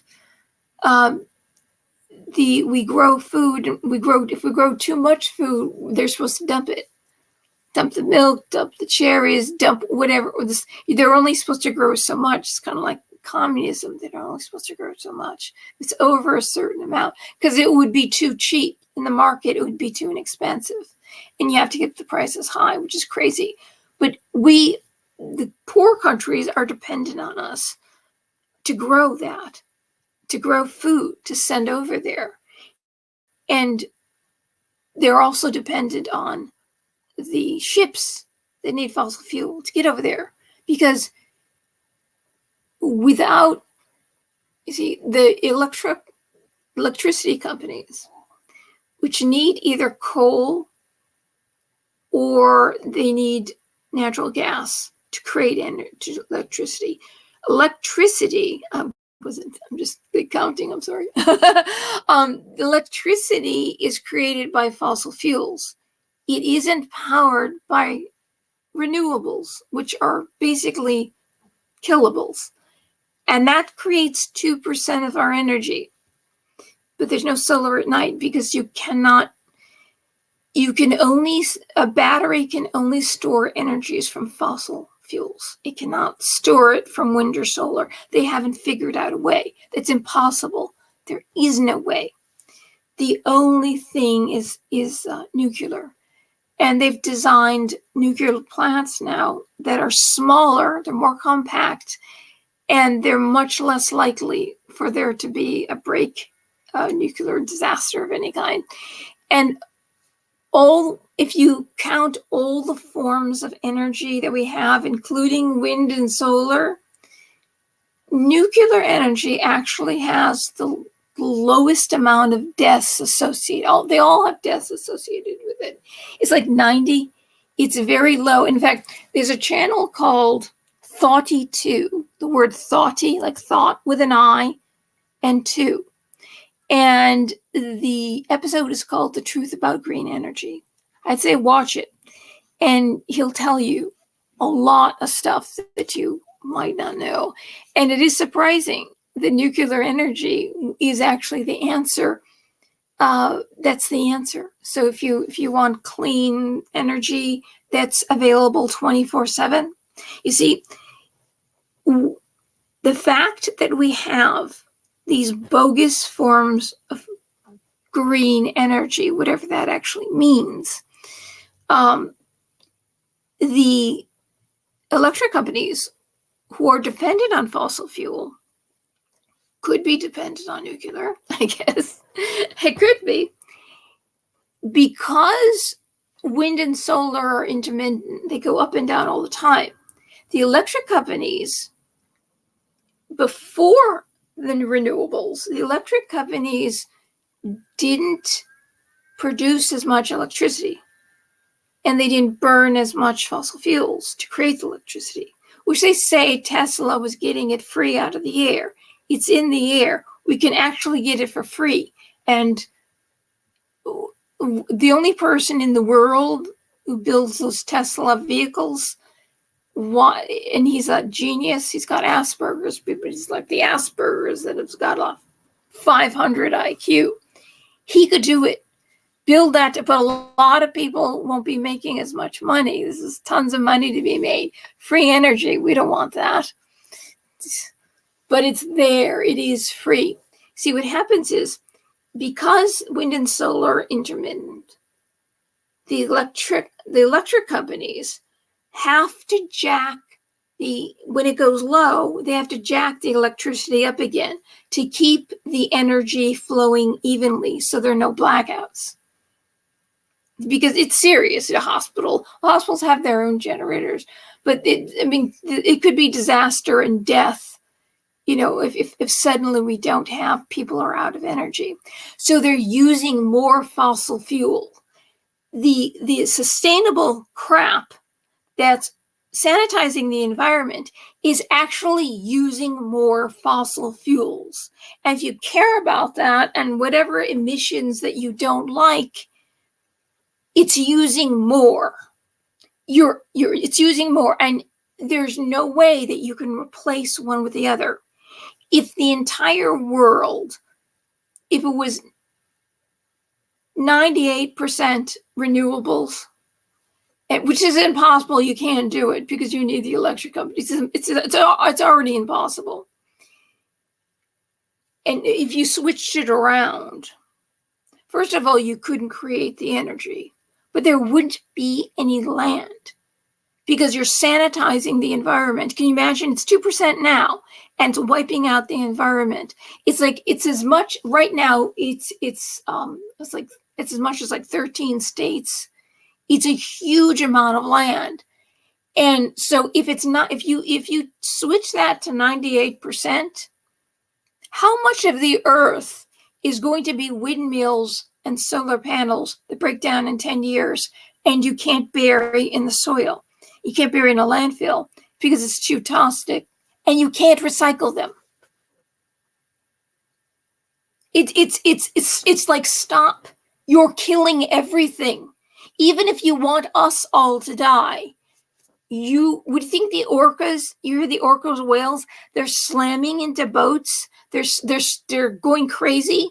It's because we're not destroying the environment. You're putting cement. They get limestone from India, which is filled with fossils on the Earth's history that we could be using to build things. So the pyramids were built with that. And they're creating cement and dumping into the ocean. and it's killing all life. So if they'll say, oh, it's a global warming that they're slamming. It must be the global warming. They must know about it. But, you know, the ocean has 2 million that we know of undersea volcanoes. The only way we know that they're even there is because when a plane flies overhead, we see pumice floating to the surface. Then we know that so they're on one side of the Antarctic. The ice is melting because there's an undersea volcano right there that's constantly flowing. So water heats not from the top down. You could have the sun blasting on the oceans all day long. But water, if the oceans get hot, it's from the bottom up. It's not from the top down. These things are breaking open all the time. There's undersea, there's earthquakes. There's the plate shifting and breaking open and shit. So as far as this methane goes, it's going off all the time. It goes through the water. It converts into water and carbon. It hits the air. It doesn't exist anymore. It's baloney. When they drive, and they say, oh, it's the oil wells. When they drive the oil wells down, they've designed them, other than when, remember that BP oil spill and the president that was supposed to lower the seas, who bought a $15 million mansion, and it was, I forget how many acres on the ocean, right on Martha's Vineyard. And he's got 5 other houses. I think 2 other, one is right on, he bought the Magnum PI house that's right on the water in Hawaii. But anyway, he's another story. But anyway, he said that the oceans are going to rise. And then the BP oil spill happened. And he did nothing. It just kept flowing. I thought oil, you know, and the sea life and the mammals and the ducks and all that stuff, it's going to kill it. He did nothing. He just sat there and let it flow. I almost think he did it because he wants to show how bad it is. But you're killing the environment. You're not doing anything. You must stop it. Even though you don't like, you want us to stop that, which there is no alternative. And now they're banning wood stoves. There's absolutely, forget it. If there's any way you could figure out how to heat your house, they're going to ban it. Because they're banning that. If somebody looks at me and I'm telling you that something that's, you look at it, research it on the web. We all know this is happening. I mean, come on, wake up, people. He did nothing. It was with 3 months, and then they finally decided to cap it. And at the time, I was waiting to get my haircut, and actually haven't had my haircut since 2012. How about that? Oh, such a saving money. I'm doing everything. 2020, he retired, and that's it. I go, I'm not going back. And he's a real Democrat. He thought Obama was too green. He was for Hillary. And I know a lot of Democrats are for Hillary. They did not like Obama because he was too green. Anyway, he gets in the office. Everybody's got to get behind him, right? And there's an elderly woman who's probably no longer alive now. And she was worried, like I was worried, about the oil spill that it's going on. And he's not doing anything about it. And as the good Democrat as he was, they always have to make a good excuse. And I say, what he said actually is true. But in the kind of concentrations it was, and the fact that it's oil, it's bad for the wildlife. It really isn't. And the Gulf, they don't talk about it because it released during Obama's, when he initially went into office. It's never going to be the same. They're not getting food out of the water. It's hurt, and it's going to take hundreds of years before it's fully fixed. But anyway, he very calmly, and he has a beautiful way of speaking and a nice way about him. Very manly too. Man, it's like 5 kids and 1 million grandkids. And he says, well, oil is natural. So it's natural for the environment. So there's really nothing wrong. The earth will know what to do with it. Oh, all of a sudden, oil spills are good. I thought they were bad. You know, that's why Greenpeace gets out there with Dawn and scrubs the ducks and stuff. It's like, see how quickly they can flip whatever it is. You got to make it right, because you can't say anything about the person who's in office who you didn't want in office, but he belongs to that particular party, and your party told you, everybody's got to get behind him. I don't understand that. You can't see China. China. We think of, they are the biggest producer of coal-fired power plants, and that Obama was at 22,000 regulations he put on our companies, which made it, you know, we had to abide by all these regulations because you got to lower the carbon and all this stuff, which drove people out of this country and out of business and people out of work. And that's what actually fascism does. They over-regulate. They heavily regulate industry, whether they control it. Either you go out of business or the government takes it over and decides what to do. That's actually a fascist technique. That is the actual description of fascism. And communism just takes it over completely and produces as much as they want to produce, which is always never enough. So he sends everything over to countries, to China, all these countries that have no regulations on carbon emissions, which is hypocritical right there. I knew right away this is bullshit. Not only do I know what carbon is, and that you need carbon and sunlight to create chlorophyll to spur on the process of photosynthesis to create chlorophyll, which is what makes the world green. I knew that was bullshit. Forgive my French. But why are you letting all these countries off the hook if it's so bad? If this is going to kill the earth, and we were supposed to be underwater in 2012, why did you let all these countries off the hook and then basically overregulate us? So you sent all industry over there, and it's not just producing what we actually need. They're producing stuff that we don't need. There's all this stuff that is just junk that breaks down very quickly and fills our landfills. And these plants, unlike here where we have regulations about chemicals in the water, these plants are dumping the wastewater poisonous toxins directly into the water. Plastics are dumped directly into the water. So if you care about the planet and the planet is dying, Greta, don't you have a problem with this? All the plastics in the ocean, which there's a genius, I think he had Asperger's too. He is a genius. He figured out, by the way, whales pick up the whales that eat plankton.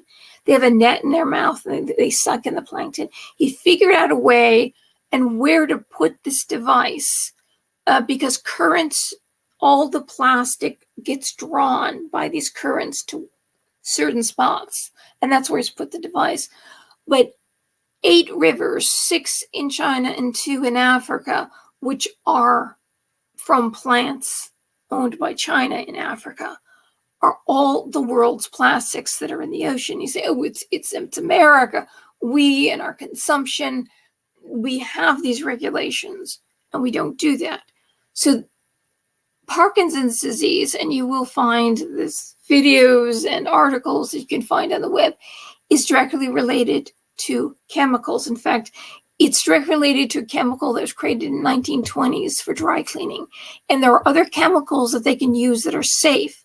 But because of these chemicals that they used then that are in our waters that are created this way, we've got an uptick on Parkinson disease. There's like 90 or 900 chemicals that are in the water that will never come out of the water. This is actual pollution This is stuff that's creating all sorts of diseases, and I would throw cancer in there, though I could be wrong. Maybe this is just opinion. Okay, but I think toxic chemicals in the water, and that railroad disaster, that train disaster, that nobody seems to care about except for one candidate. Nobody seems to care about, if they care about the environment. But those people heavily voted on the wrong side of the aisle. That's so they're not getting help, which I would say would be, and I could be wrong about this, and please correct me, it would be a fascistic, communistic type of thing to do, because you have wrongthink, right? You're punished for wrongthink. You're punished for being against the party, the state. But I could be wrong about that. There might be a completely different reason, and why they set it on fire, I don't know. But there could be something wrong about that. I'm completely wrong, so God, please forgive me.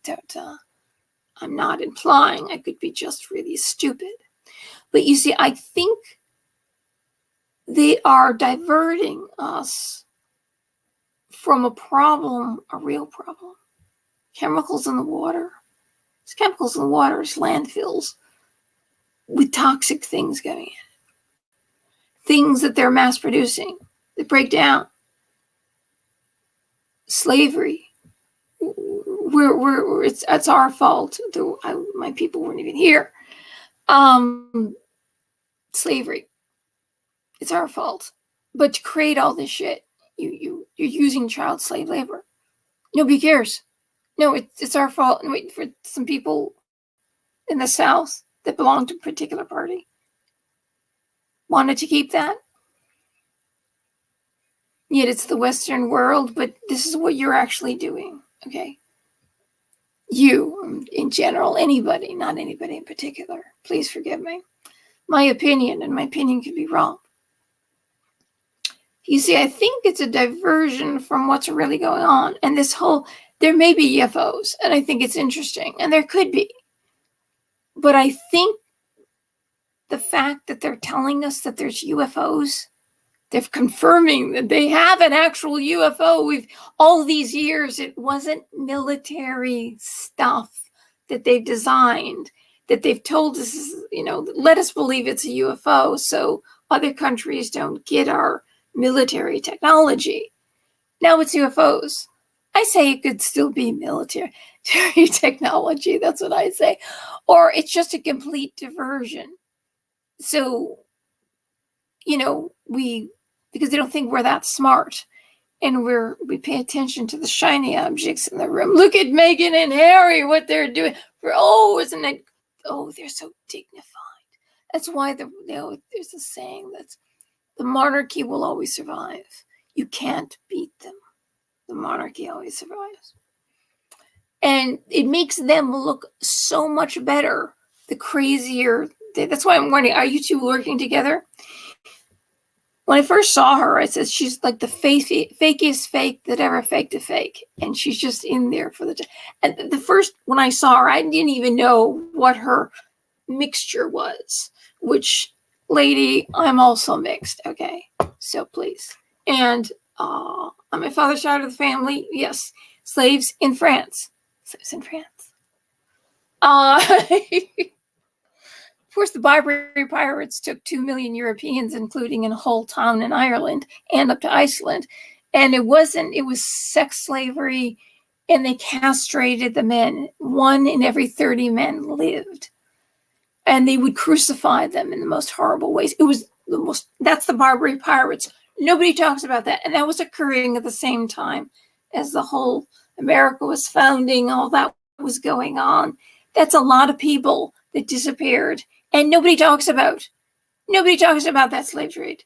But they were also taking, and Arabia started it 1,400 years ago, the African slave trade into Arabian countries. Don't talk about that. It's just the West. It's just Europe and America who had it for the shortest amount of time. I'm not saying it's good. I'm not saying it's right. But it's like there may be some other people that are, or their ancestors, people who aren't even alive anymore. But again, there are over 40 million slaves. Walkfree.org, in particular, you can go there. Over 40 million slaves in the world today that we know of, and 7 million in Africa and Libya, because we bombed it for 10 months and took 33,000 troops were left there, and the troops were taken out of there. So ISIS moved in and started the slave auctions again under our first president, who was not white, that we elected twice overwhelmingly, and then we became racist. But that is, you know about that. The hypocrisy is absolutely unbelievable. The lies and the hypocrisy is unbelievable. The diversion. Wait, what about these slaves? If you care about slavery, there are people right now enslaved. There are young girls and children being as sex slaves, and then they kill them. Remember, bring back our girls? Bring back our girls. Tweeted that out. The picture, holding a picture. Bring back our. Well, you did a lot. You could have done more, but you did a lot. We know who did that. And they let all the Muslim girls go and kept all the Christian girls. Nobody cares about that. Neither there's a genocide of Christians in Nigeria at the moment. In other places of the world, nobody cares about that. See, it's just all a diversion. It's all a diversion. Look, because they think we're so stupid, and we are. We're forgetful. People don't know, they don't remember history. In a very short period of time, people forgot what happened yesterday. It's in the moment. They're throwing so much stuff at us and confusing us so much that it's hard for us to even, and all the chemicals in the water is probably affecting our memory. Who knows where Alzheimer's is coming from, the uptick in Alzheimer's, but also the depression and the drugs. And there's something they're putting in the fentanyl that's coming over the border that's made in China. There's something they're putting in it. I forget the name. I'm sure you can find it on the web. That the Narcan that it's supposed to save your life if they find you in time. This other thing that they're adding to it, it won't work. You're dead. Nobody cares about that. Why aren't we stopping that? Why don't we care about those deaths? It's almost like, hey, we don't have those wars anymore, so lowering the population. And it's like, we act or pretend like you care about us. Just pretend. It's like, we're so broken that we'll even buy that. We're going to pay you, there's cities, and we're going to pay millions and billions of dollars out for slavery. Why? It's because African Americans are waking up to the fact that, wait a minute, these people are just coming over and you're paying for absolutely everything. And we're really poor, and you've segregated us into red zones, which turned into ghettos, and you broke up our families because we were poor. We couldn't get the welfare unless the father wasn't in the home, and that you put abortion clinics in because you wanted to basically show that basically you broke a people. You broke a people. And then you want to, and you're basically trying to prove that they are what the people who truly are racist say that they are, what they think of them, when they weren't. They have the highest intact marriages, the lowest children out of wedlock, and they were working and moving up inside, and they couldn't have that. So what's happening is okay, you're waking up to this. We're sending billions, hundreds of billions, who knows, and now our troops over to Ukraine. We just keep sending it, and we're not helping you. We know you're going to freeze to death in the winter, and I bet this winter is going to be a lot colder. If you block out the sun, forget about it. Lots of people are going to die. So to divert you, and you see, we want to give you this money, but the racists over here don't want to give you the money. So we're going to, because we're losing your vote, because there was a certain candidate that lost the white male vote, and they'll tell you otherwise, and gain the minority vote, the black vote and minority vote. So I guess there were racists that voted for that guy the first time, but when they realized he really wasn't a racist, they voted for the guy who's in office now. So they're trying to divert us. They're diverting the African Americans. Oh, yeah. They're literally buying their vote. It's like, why don't you just improve their schools? Like Trump. Ooh, I said the bad name. Bad man. Gave more money to improve their schools from grade school to college than anybody ever, which is the thing that's going to give them a leg up in life. That's exactly what they need. And can you imagine the intellects, the doctors, the scientists, the inventors, the artists, just so many things, and that people have respect for themselves. That's an important thing. That's why people take drugs and kill themselves, is because you lose respect and self-worth. And we're just going to give you money. And what happens when you give money? Unless the money goes into, it's going to be gone. It's just going to be gone. But we bought your vote for this election.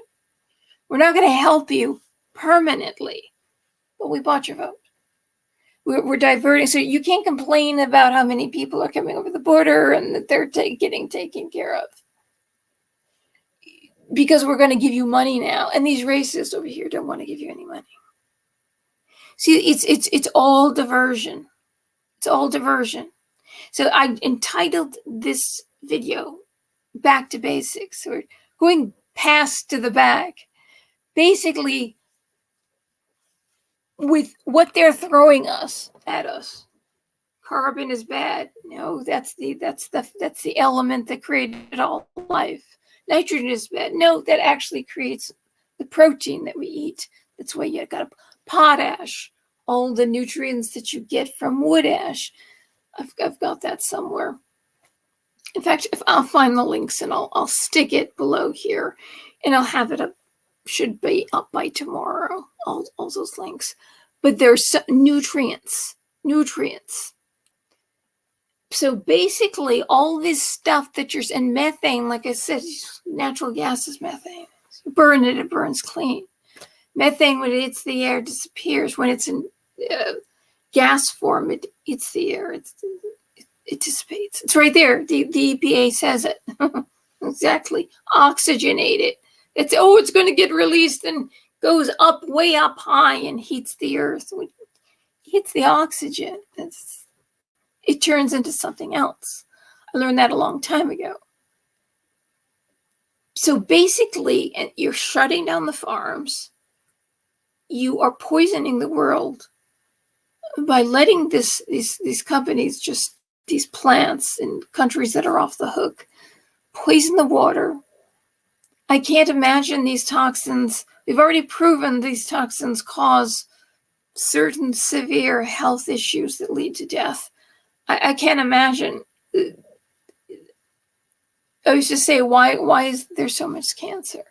So why are so many women coming down with breast cancer? Why was all these different forms? My mother died of a rare form of leukemia, which you couldn't even treat for. It's so rare. And there's an old expression, it's something in the water. There must be, why is these people are crazy? It must be something in the water. Or I'm sick, it must be something in the water. Well, you know what? I think it's something in the water. And I think this is a huge diversion. There's so many things they're throwing at us. And the diversion is, look, there's poison. And you let that crash, that railroad crash, and then you burn the chemicals, and Greta never showed up. The king never showed up. Al Gore never showed up. The president never showed up. An ex-president showed up. Only one.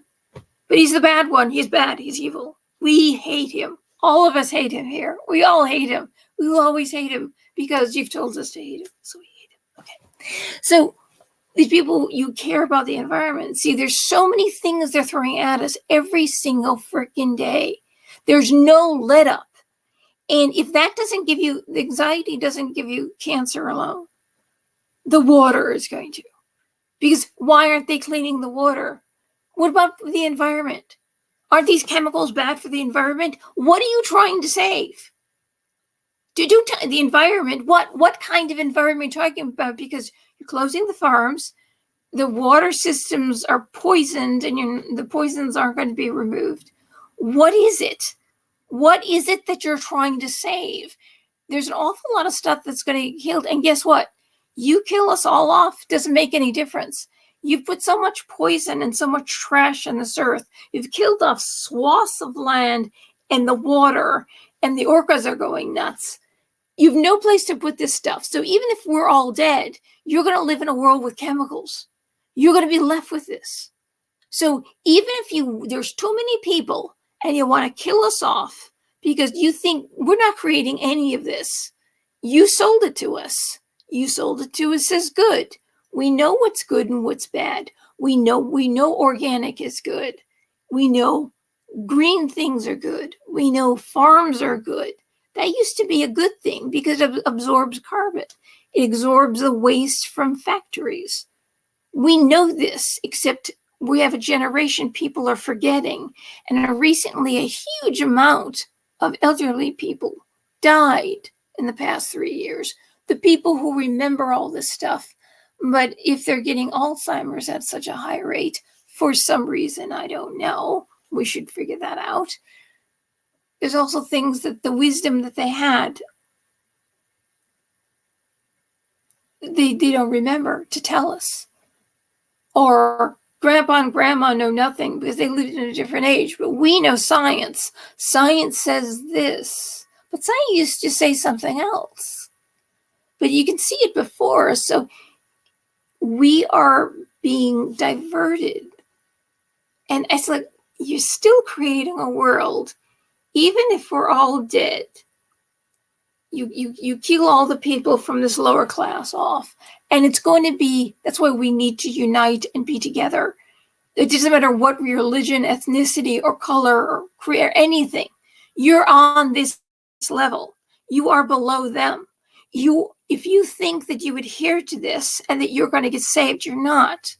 You're not. You're on this, it's this class. It's like Marie Antoinette never said, let them eat cake when the people were banging at the gates. We're hungry, we're hungry. She actually never said that. She didn't know. She was like a scapegoat. She had nothing to do with what was going on. But it's like that. We are those people that are filthy and ragged and starving at the gates. And yet you are going to be left in a world. And I wish Elon Musk would listen to me. Elon Musk, you're very intelligent. You know the world that you're going to leave.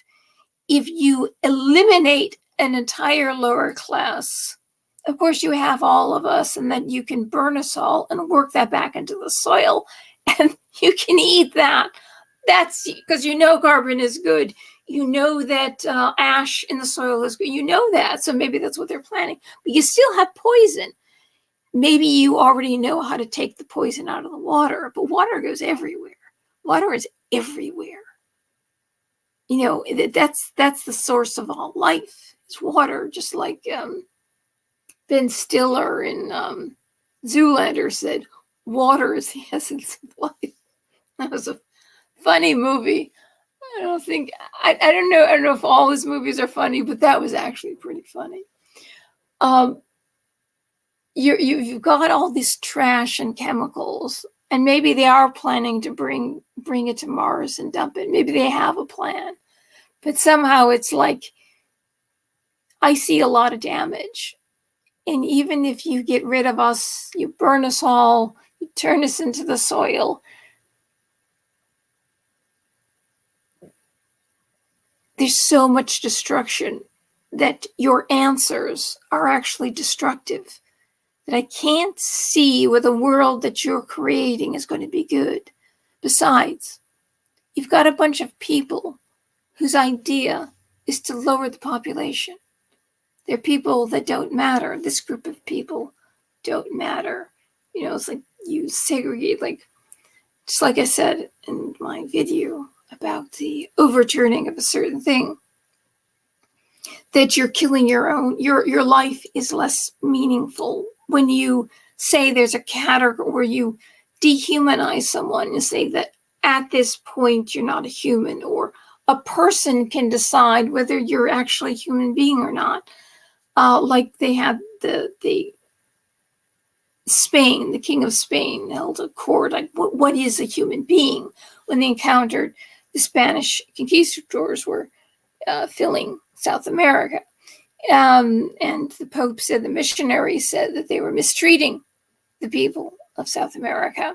And so they held court saying, what is the value of a human life? What is that? Which was actually introduced into the world of that a human life has value. Christianity is what spread that every human life has value. But before that, you had your sacrificial, they sacrificed children and people all the time, especially children, all the time. And even once a girl or a young man came of age, like puberty, when they hit puberty, which could start at 9. My sister and my mother had theirs at 9. And this is back then. And they had to go to the temple of Ishtar, and Nana, the oldest goddess of the earth. And they had to be temple prostitutes, and men would throw. There was the people who ran.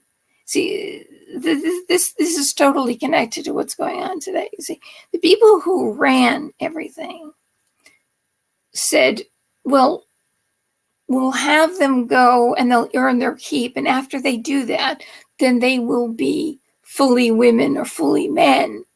And it's written, we've got your progressive rights. Oh, they were it did no damage to them mentally. They became much better, more mature adults, and they were proud of what they did. So it's like this whole twisting of, wait a second, this is the society that burned babies on the fire, in which they said, the progressives say, it's because they knew there was too many people and there wouldn't be enough food, so they had to kill so many of them. I just love how things are twisted. But this is Phoenicia, okay, and this is what you could say that's a microcosm of the macrocosm of today, the entire world today. They decided this is what is to be done, and their gods demanded this, right? And they said, well, why don't you? Apparently on the court, they were going to do the girls, and the ugliest girls got the least amount of money, so they had to be at the temple. They sit on the steps the longest, and people they can throw the smallest amount of coin. They just like a penny, whatever the smallest denomination, and they had to go into the temple and had sex with the old man in front of the goddess Inanna, Ishtar.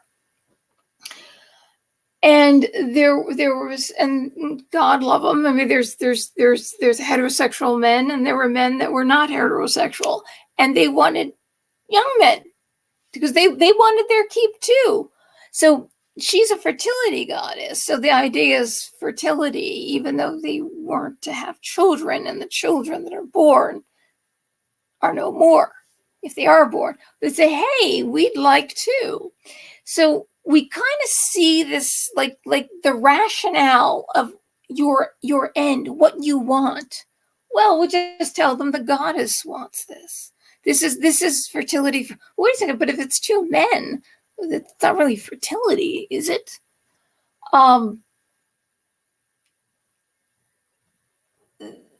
The idea of what they want, this is their end. And so the ends justify the means. And they tell you it's because this is what you do for the goddess, because the goddess wants it. And then the temple was making money hand over fist. The temple priests were making money hand over fist.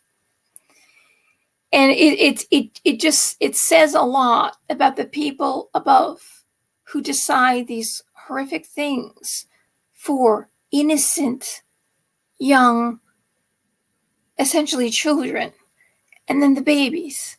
That's what Phoenicia did. And God forbid, I'm not saying that that's what they're doing in the world today. That is absolutely not happening nowhere in the world today. And there's nobody that we know that ever did such a thing recently in the world today, because our leaders are fantastic, and that's my opinion.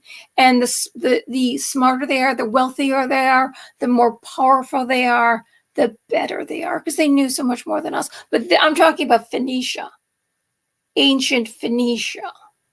And you see how things changed. That turned into Lebanon. Before Lebanon was Muslim, for the PLO went in, they were Christian. And so things changed. Christianity came in. Islam wouldn't allow the young girls going having sex with strangers for money either. And they don't. They're against abortion, by the way, come to find out. I mean, we're told all these things. They're really progressives. And that now they're telling, they're complaining about the fact that the Muslims are upset at what's happening to their children. And they say, oh, it's the right wing, it's the Trumpian, the people, they're filling their minds. And it's like, because the left thought that they had them. It's like, wait a second, no, these people are much more conservative as far as, when they adhere to their beliefs. And they believe in a God. And so they're not really quite into everything you people are into, but they told them that these other people are racist and they'd hate you. Islamophobia, which is a lie, because there's some Muslims that we hear do things that are not good to other Muslims too. And there's some Muslims I know, it's like you knew right away. You didn't even think, these guys. Oh my God. When I first met my dentists who have long gone, because they're really good. They were really good dentists. And the place where I go is paid by the state. And it's like so sometimes you get really good and really bad, or once in a while you get something really, really good. And it's like they've actually literally took the drill and cut right through my tongue and sawed down my teeth. Or it is like one of my teeth, it's like there's a quarter left. It's like, oh no, you go there. It's in Northampton. No. It's I can't get there. I don't have to go. No, there. No. He can speak perfect English. There's nothing to do with it. I think it was maybe even born in America. So that isn't it. But when I heard his name was Hisham and Haney. Oh, they were so funny. They were like a comedy. They were two brothers. They were like a comedy team. Hisham went to Tufts. Brilliant. And you could hear them, and everybody, they're laughing. I'm going, I can't wait. I never went to a dentist before where I actually couldn't wait for the dentist to show up. And I was like, I want to have some fun too. Oh my God. I never for 1 second, knowing that they were Muslim, because it's the guy who owned it was Muslim. So he usually had Muslims coming right out of school. They go there first. So like I said, some are right out of school and some are great and these guys were great. But there wasn't a thought in my head, oh, I'm afraid. Oh, everybody's, I didn't have any problem with it. And I was like, I couldn't wait for these guys to come in. Never did you have a thought in your head that you've heard negative about Muslims. Anything that our government has told you when they said they're bad, good, whatever, out of your head, because it's individuals. We are not racists. We're not Islamophobes. We take people individually. It's not a whole community that you demonize and they're breaking us up, demonizing us, getting to hate each other, hoping that we'll probably off each other with so much division. And neither will we ever unite as one to say, look, there's more of us and we want a whole new world and a whole new system. They don't want us to do that. They want us divided. But I've always taken people individually. Sometimes you don't realize somebody is bad. You don't know until you get to know them. But it doesn't matter where they come from or what their religion is. Right away, without thought, you could feel these are great people. Not only were they funny, but the best dentist ever. That genius. And it's like, no, there is no, and he was so sure that people who voted for that certain person, he hated him because he was told to hate him. And the people who voted for him, he hated because he felt that they were all, and he was being he was detained at the airport, and he was sure because he was a Muslim. I go, this never happened under Obama. It's like, it just, whatever happened, it's I don't know the circumstance, and I feel terrible for him because he was a good person. He's still a good person. I mean, he's still alive. I hope so. A very good person. But he believed, as intelligent as he was, he believed what they told him. And now Muslims are saying no to that particular party. And that party is saying, well, they're being poisoned by the people who we told them those people were racist, and now they're listening to them. Isn't it insane? Isn't it insane? Let's see, John Harrison. I've heard that both Alzheimer's and heart disease have some degree of correlation with gum disease, gingivitis. Take care of your teeth, people. That's true. I don't know about Alzheimer's. I know gum disease, because when if your dog gets a toothache, like the tooth starts to rot, it goes directly to the heart. And if you have if you had a heart murmur or had rheumatic fever and a scarred heart, before they worked on your teeth, they used to make you take penicillin. And because there's more germs, really bad germs in your mouth than you could possibly, really overproduction of that really can make you sick. And it goes directly, when they work on it on your teeth, it always breaks little capillaries. And so the bacteria goes directly to your heart. So if there's something wrong with your heart, like a murmur, a lot of people have a murmur. And the thinking was, now they stopped the penicillin because people are, now becoming resistant to it. But a heart murmur is when the blood flows in and out of the heart. What happens is, when the blood is supposed to flow out of the heart, part of the blood stays in, and that's not good, actually. I have a heart murmur, I have a click, I have a dilated or aortic root. I've got several things wrong. So I know about this. My mother had a heart murmur, kind of runs in the family. And so that blood that's left in there can catch bacteria and form heart disease. So that's why they're talking about it. But Alzheimer's, that also is caused by inflammation. I know that's one of the diseases that's like arthritis, all sorts of things that are linked to inflammation and cardiovascular diseases, but the inflammation of the blood vessels in the brain. But that's interesting. I did not know that it was linked to, maybe I heard it once and I forgot. Things fall out of my head. There's so much that can go in. There's so much that can fit in that little brain. But that is possible. But I think that, of course, there's more sugar in our diet because the government, for some reason, that's why they say shop on the outer than the inner, is because they subsidize wheat and sugar, so, high fructose corn syrup. It's like, and so all these products that contain all the bad stuff that's going to kill us, that's why they're the cheapest. You say, well, if it's organic and you don't have the fertilizer is made by the cows or composting, or shouldn't this be cheaper? Or this doesn't contain sugar. Why is it more expensive than something that contains sugar?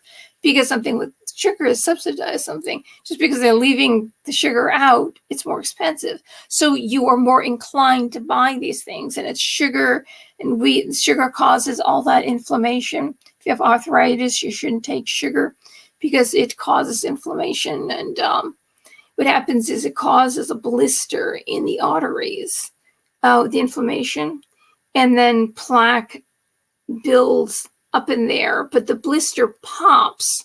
That's what causes that's strokes, heart attacks, But that's what it is. It's causes that inflammation and then a blister. And I knew this. I know a lot of stuff because I used to take care of elderly women, and so I learned a lot of stuff, like why she shouldn't have sugar, why an elderly person shouldn't have sugar, why it contributes to Alzheimer's, because it causes inflammation.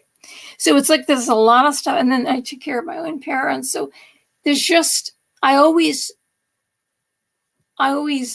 ask questions and research to find the answer so I can give the best care for the people I was taking care of.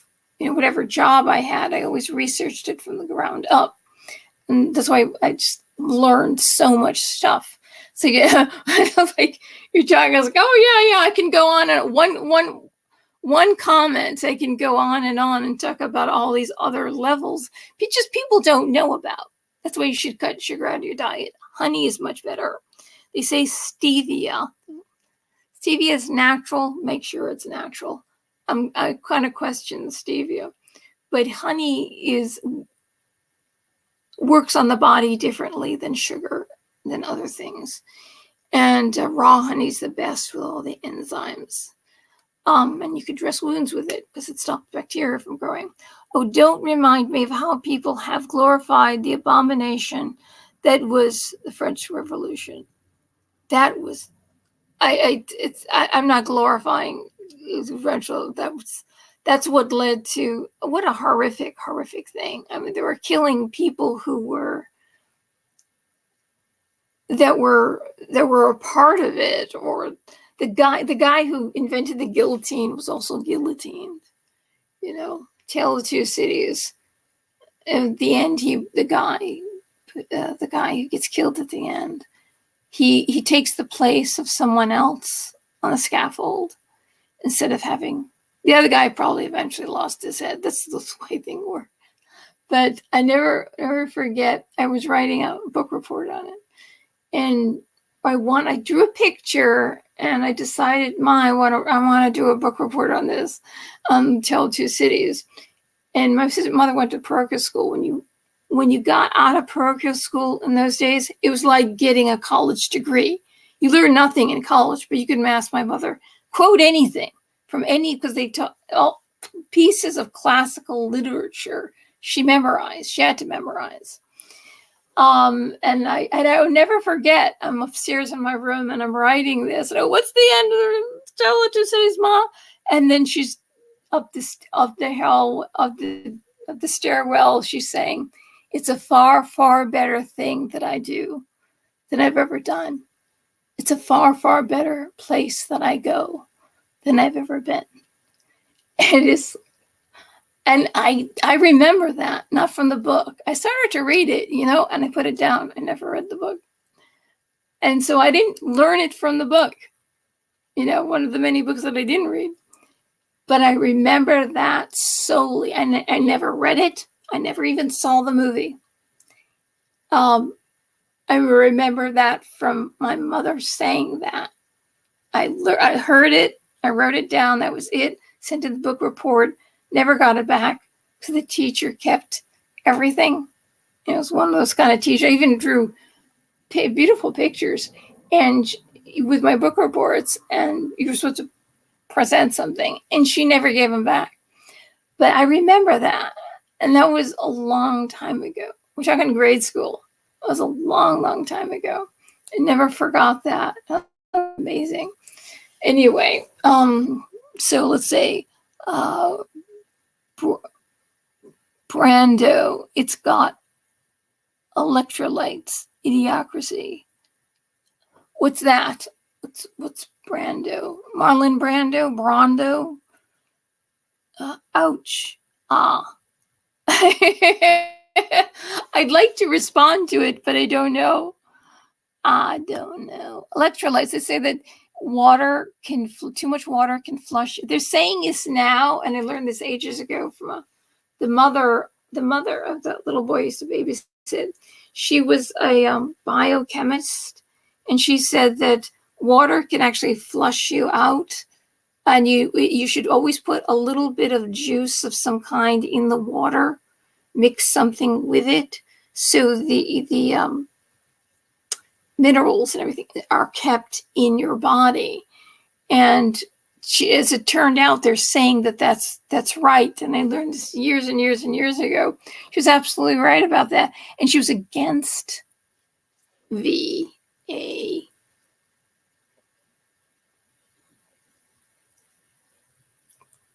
She was one of those, an anti. But this was long before what happened 3 years ago. I'm sure she was a follower of Kennedy, RFK. And I don't know. They moved away, and I don't know. I wonder what she thinks about all this. I kind of wonder, because she was against regular, which most of us got. I wonder. I'd like to ask her. This interesting. A lot of the things she says was absolutely true, but enzymes and all sorts of raw stuff. I mean, there's all sorts of stuff. Was it DeSantis and his wife who have a connection to Ohio, didn't bother to go until months later. There you go. I didn't know that, spirits, that they had a connection to Ohio. And they didn't bother to go 2 months later. How about that? But there's somebody that went, and the person in charge should have gone, but never did. Neither did. He looked, to me, he looks like somebody else, but like Alfred E. Newman. But to me, he kind of looks like the guy his initials are LHO. I'm not saying he's him, although they say he's a patsy. He just kind of looks like him, but a different color hair. He was supposed to go, and he didn't go. Don't know why. Over the decades, there's been a lot of cancer in my dogs. I suspect the water, so now I distill it. I used to filter my dog's water, and I said I'm never gonna give my dog unfiltered water. And then I'm not drinking filtered water either. And he deserves it because they're very little, and the amount of water they drink, it's kind of like the bigger you are, the less things affect you. It takes a longer time for it to affect you. So that they're little, that these things really affect you. That's why children can't handle this or that. Don't give them this or that, because it affects them more and can hurt them than something that they might not need. And I won't go on to another subject on that one. Potash, potassium. That's right. That's one of the things. Potash, potassium, and ash. It's a wood ash. And there's 3 things that are in wood ash that are necessary that we're not getting in our diets. If you've ever been in the exhaust path of an LP gas engine, I hate gas. I hate the gas that comes out of car. I feel like I always, as a kid, I'm going, I hate the feeling on my face. This is just awful. You think they would just invent a filter of some kind, just filter it.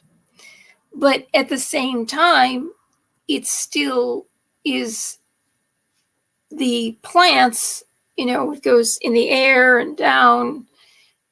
The plants, it's different for the plants than it is for us. But they're saying the emphasis is on less people to help the environment. So it doesn't sound like they want to help the plants either. So that's why it's all twisted. It just, that's why I use a push mower. I mean, gas is expensive, but even if gas was cheap, I hate the sound of lawnmowers. I hate the sound of cars. I hate the smell of the inside of cars, all that plastic. And I go, where does that car go? How does that go back in the earth? Well, when it was made out of metal, it just rusted back in the earth. And that's iron, rust.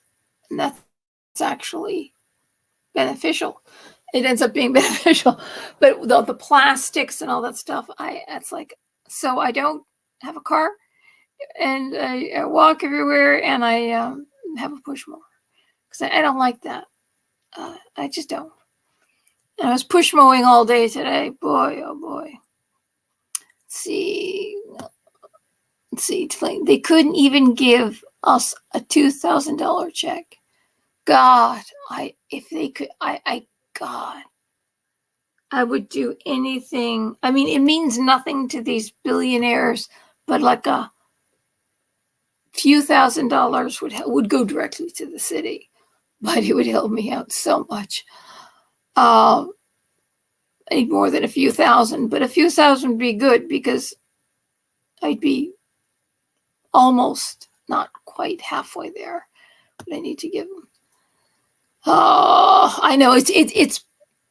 Remember, what's her face? The tax break Trump gave to the little people, and they admitted now they're saying it's for the wealthy people, but it was the little people. It was actually the little people tax break. Oh, it's just crumbs. Why bother giving it to the little people at all? And now they're saying, oh no, he gave tax breaks to the, even Jimmy Dore keeps saying it, tax breaks to the wealthy. No, the wealthy actually, it came out and did losing money.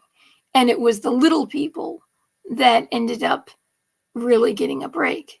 It really helping. So that's a total lie. But you know, Jimmy's was a Bernie supporter, and he loves Kennedy. So he's a environmentalist wacko too.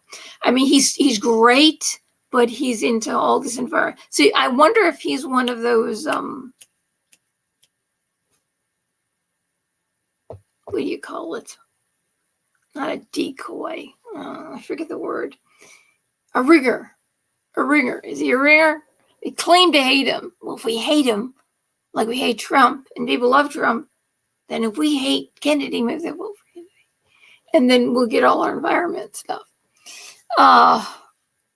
Anyway, it's for Sama, and then the current resident revoked it.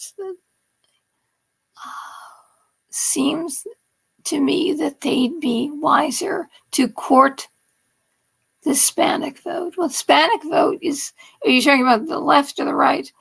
The Hispanic vote is moving more, you know, in the direction of the Republican Party. The more of them are moving, as well as the African American vote.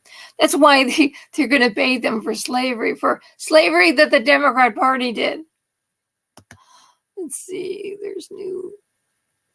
Jimmy still has, how long do you have to pay it? I remember correctly, Casey DeSantis has family in Ohio.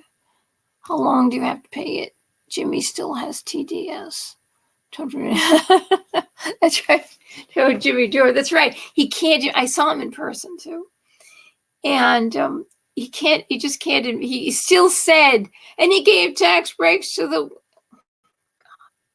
You know, Jimmy. You can't admit it. You just can't admit it.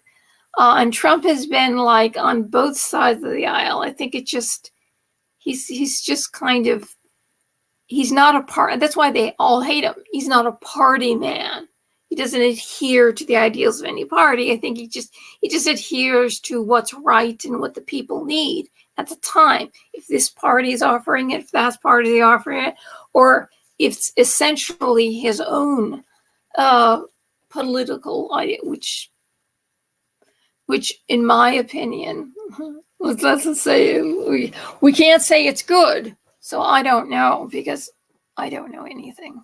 As you can tell through this whole stream, I don't know a damn thing. I meant, how long is the government giving you to pay taxes back?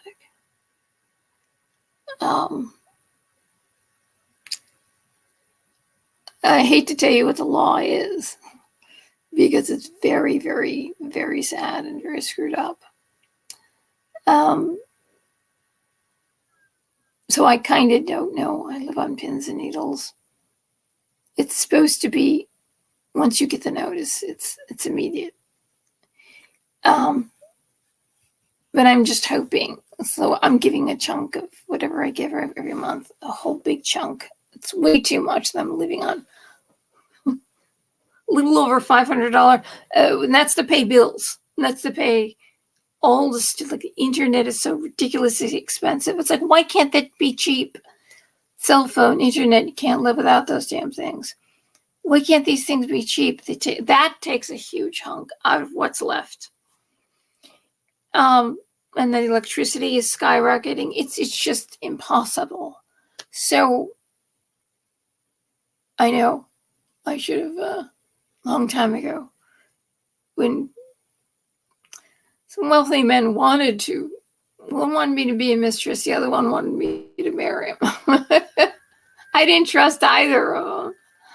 I just couldn't do it. It's like, I'm not going to marry somebody for money or be their mistress. No, I'll take you to the Virgin Islands. Oh, you're great. Wasn't attracted to him either. But it's like, can't do it. I'm sorry. I know I should have gone for the money. Just do it for the money. You always think that something's going to come along. The right thing is going to come along. You don't do the wrong thing, because if the right thing comes along and you're with the, oh, gee whiz, you opt to do you never thought things would get this bad. You never thought that the people, your politicians, would not just hate the country, hate the Constitution, hate the people. They're not even trying to get the people who aren't voting for them, who they hate. They're letting us know they hate us, and they're not even trying to get our vote. They're saying, okay, it's the politician, you've been deceived. Come on, and I'll offer you this. But, they're in office, and they're not offering us anything. They're just sending our money to a war that we're not seeing any progress coming. And we have learned kind of like the divide, the place that they're fighting over, which is near the edge, near Russia. The people all speak Russian, and we've heard others.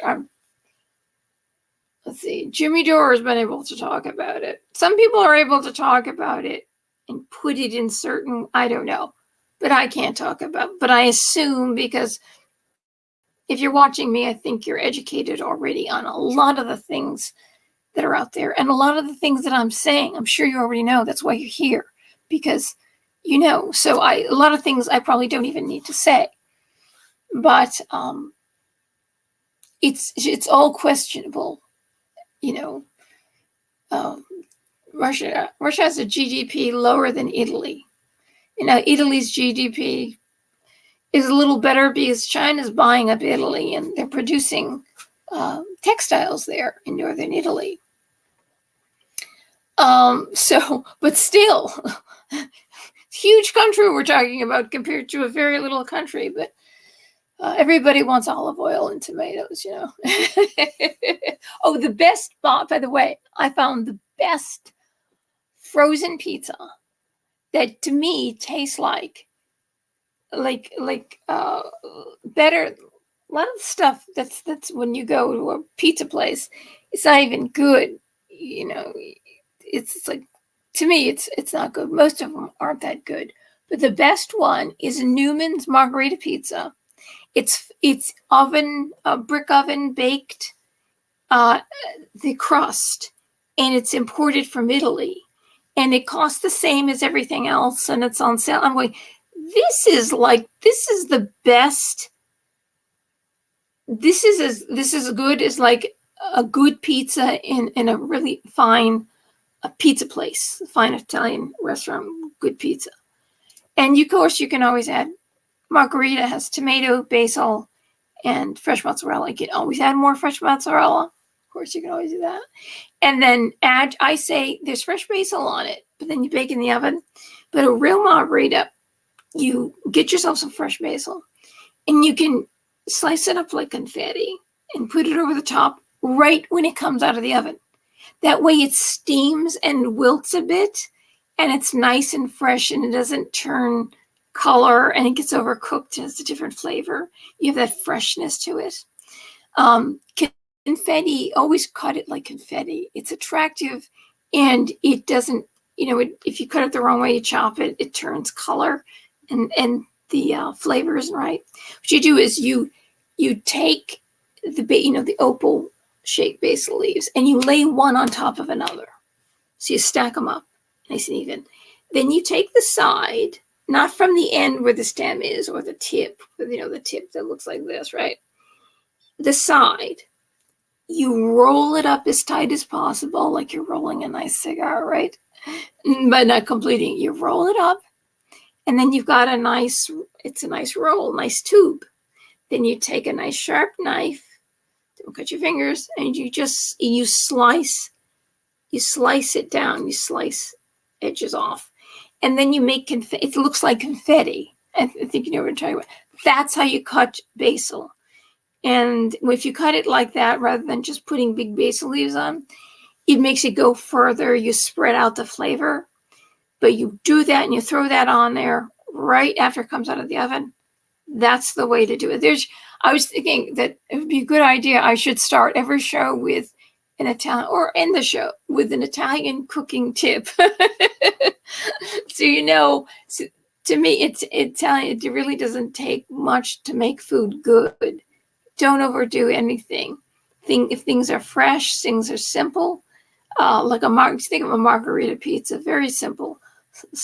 Fresh mozzarella, you slice it, lay it down, slice some fresh tomato, lay the slices down, and then when it comes out of the oven, you put the nice confetti basil on it, and then you could put a thin layer of spaghetti sauce. The kind of sauce I put on pizza is usually you make it a little thicker, but I never use tomato paste and I never add water to it. I use fresh or cold tomatoes, and you can get some good stuff. Tutta Rosa is really cheap. Sometimes you can get they sell it for like 4 or 5 cans for $3, and it's from Italy. It's really good. It is like, there's a fancier, like a fire roasted kind, but you can see it because I think it's the green label. Well, the green label. It's good and it's cheap, and it's make your sauce out of that. Let me tell you, I get the crushed already, and it's very good. It's very fresh. It's really, and I put my olive oil on last because you use extra virgin olive oil. And you got your fresh garlic. You can put that in a garlic crusher. Always remove the germ. The germ is what the new growth comes out. It's right in the center. You cut off the end, which is hard because it's really easy how to take the, if you have a garlic clove, either you can take a bottom of a jar or a pan, and you can kind of smash the clove. The bulb, and all the cloves break out. It doesn't break the cloves. Then you take each clove, you could smash it, but then you lose some of the oil and the juices. But what you do is I take it with my hand, or sometimes if you have a thin piece of like rubber, and I just roll it with the heat of my hand. I roll it, and it breaks off the outer skin or the shell. And then the edge, the bottom that's usually hard and dry, cut that off. And then you'll see in the center, like a circle, that's the germ where the new growth, the new garlic comes from. What you do is you could slice it in half or slice it halfway, either way. And then you remove that, because that's what causes the GAS, the pain, and the GAS, because it's too difficult for your body to digest. So remove it before you crush it, and then you can go ahead and crush it. It's just that you put the tomatoes in the pan, you crush some garlic in there. I don't even bother. It's called a fresh sauce. I don't even bother putting olive oil in the bottom of the pan, because heating the oil is going to hurt it anyway. Just put the tomatoes in, you throw the fresh garlic in, and you cook that for a little while. I don't cook it for very long, actually. Probably no more than 10, 20 minutes, 15 minutes, I don't know. And add a little something sweet, little sweetener to it to bring out the flavor of the tomatoes. You can shred some carrot in it. If they're sweet, good carrots have got some flavor to it. Because that's what the Italians did in the war, because sugar was too expensive. They always added sugar to add. Remember, cane sugar is different than high fructose corn syrup, and you're only adding a little to bring out the flavor of the tomatoes and cut the acidity. And so they would shred that, and you wouldn't even see it. And they'd put that in there to bring out the sweetness. That's what they did during World War II. So you add a little sweetener to it. Of course, salt and pepper. I like very coarsely ground black pepper or peppercorns. They are like fresh peppercorns. Or if you do like the heat, then I would say yes, you got to put some oil in the bottom of the pan. Use red pepper flakes. The red pepper flakes is the only way to do it. You get the best flavor, most authentic. It also doesn't permeate the whole thing where, oh my God, this thing is so hot. Whether the pepper kind of like it's a hint of heat here and there, and you can still taste the flavors without the flavors being covered by really hot stuff. I find that people who smoke a lot of either cigarettes or pot, it dulls their taste buds and they like things really, really hot. So if you stop smoking pot, you'll find that the flavors taste differently, and the more you don't have to put as much in, and things can be milder, not hot, and you can taste all these different flavors before it's all covered up. So you always add, near the end, you add some red wine. If you don't have red, then white. But add some red wine and maybe half a cup. It doesn't have to be too much. Or it depends on how much you're making. See, Italians, they don't measure anything. Everything is by eye. But it's so easy to make. And it's so... I will add a little dry basil while it's cooking. A little bit. You don't have to, but a little bit. You want a little bit of spices. If you like oregano, dry oregano, you can put that in when it's cooking. The flavors come out. Remember, when you use dry, you use less. Because dry is concentrated, can be overwhelming. But you see, it doesn't take that much. Of course, then I take the extra virgin olive oil after you put the sauce on. And you've got that wonderful flavor. It makes it taste like $1 million if you use wine. You put a little red wine. Remember that if you don't want to drink alcohol, the alcohol is cooked off, and you get all that resveratrol, all that stuff that keeps you young. It's very healthy. So, that's all cooked off. And so with it, you got pasta. Always make it al dente, which means to the tooth. It's not mushy. Al dente means to the tooth. And I always add some shredded fresh mozzarella to my pasta. It's very easy. You just toss that in, and then you toss the pasta in with some extra virgin olive oil. Toss that together. You put your sauce on, and then if you want to add some more cheese, and then I put the extra virgin olive oil on top. Just spray a little on top. And you can mix it all together if you want. Oh, yeah, and the basil. You mix the basil in with everything. And so with fresh basil, then it wilts. It steams, it wilts. It's perfect. It's delicate. This is how you eat. This is how you eat food. And so it's like, it's really simple. See, there's no jingle jangle. There's no garbage that you put in. There's no tons of fancy seasoning. It's just whole things. Good tomato, good olive oil, good fresh basil, and then the pepper and the pepper flakes. That's dry. You keep that on the shelf. It's so simple, and you don't overcook. Don't overcook anything. Don't use tomato paste. Don't add water. Unless you absolutely have to if you've cooked it too long, but you don't need to cook it that long. It's like, I've cut the time to a minuscule of what my mother is. I didn't even add onions. You don't need to. If you like it, onions add a little sweetness, but some people don't like the flavor of onions. But if you don't add onions, then you don't have to cook the olive oil and fry those down until you don't brown them. You cook them until they look like glass at low heat. or lower heat. But then when you add the garlic in, if you're going to do it that way, the garlic, you lower the heat. I would take, if I'm going to fry the garlic and the olive oil's hot, take it off, cool it down, because you don't want to brown the garlic because it makes it taste bitter. Never do that.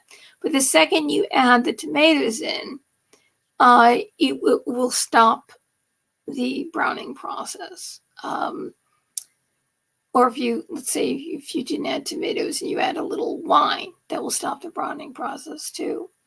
The lemon juice will stop the browning process. You can even add a little broth. Some people add chicken broth to it. Look at that, dude. It's just so simple. You don't overcook anything, never. But a good cooked sauce and some spaghetti dishes, you can make a thick sauce or a long cooked sauce, and then you toss that in with your pasta and your basil and your cheese. You can toss all that together. But if you do that, you got to eat the whole thing. If you eat it the next day, it's not quite the same because the pasta is no longer al dente. It's soft. So I kind of do it fresh, small batches, and don't toss the whole thing at once, but just toss it in your plate. That way you eat it all, and your pasta is good the next day if you want to heat that up again. Anyway, and microwave is a great place to reheat your pasta. It really is. It's better than frying it in oil on the stove or something, or adding water. It's no longer al dente. Just make fresh pasta. Chop it up small. Mix it in with the dog's food so it's not wasted. See, that's how you do. That's how you save. Anyway, we ended this on a happy note. How about that? Okay. So a lot of good information here. You see that most of it came right out of my head because I just read a lot. And I'll leave the links. Links should be up by tomorrow. And I'll try to add chapters like I did last night's show. I'll add them in the comments below and in the description box. But anyway, like I said, this is all my opinion. All my opinion. You don't have to believe me. I'm not very smart. I don't know anything. And so don't listen to me. Okay.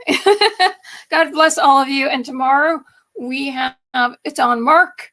I read, no, what is it tomorrow? Because I have a whole list of shows on learning about these things that we hear about the Bible.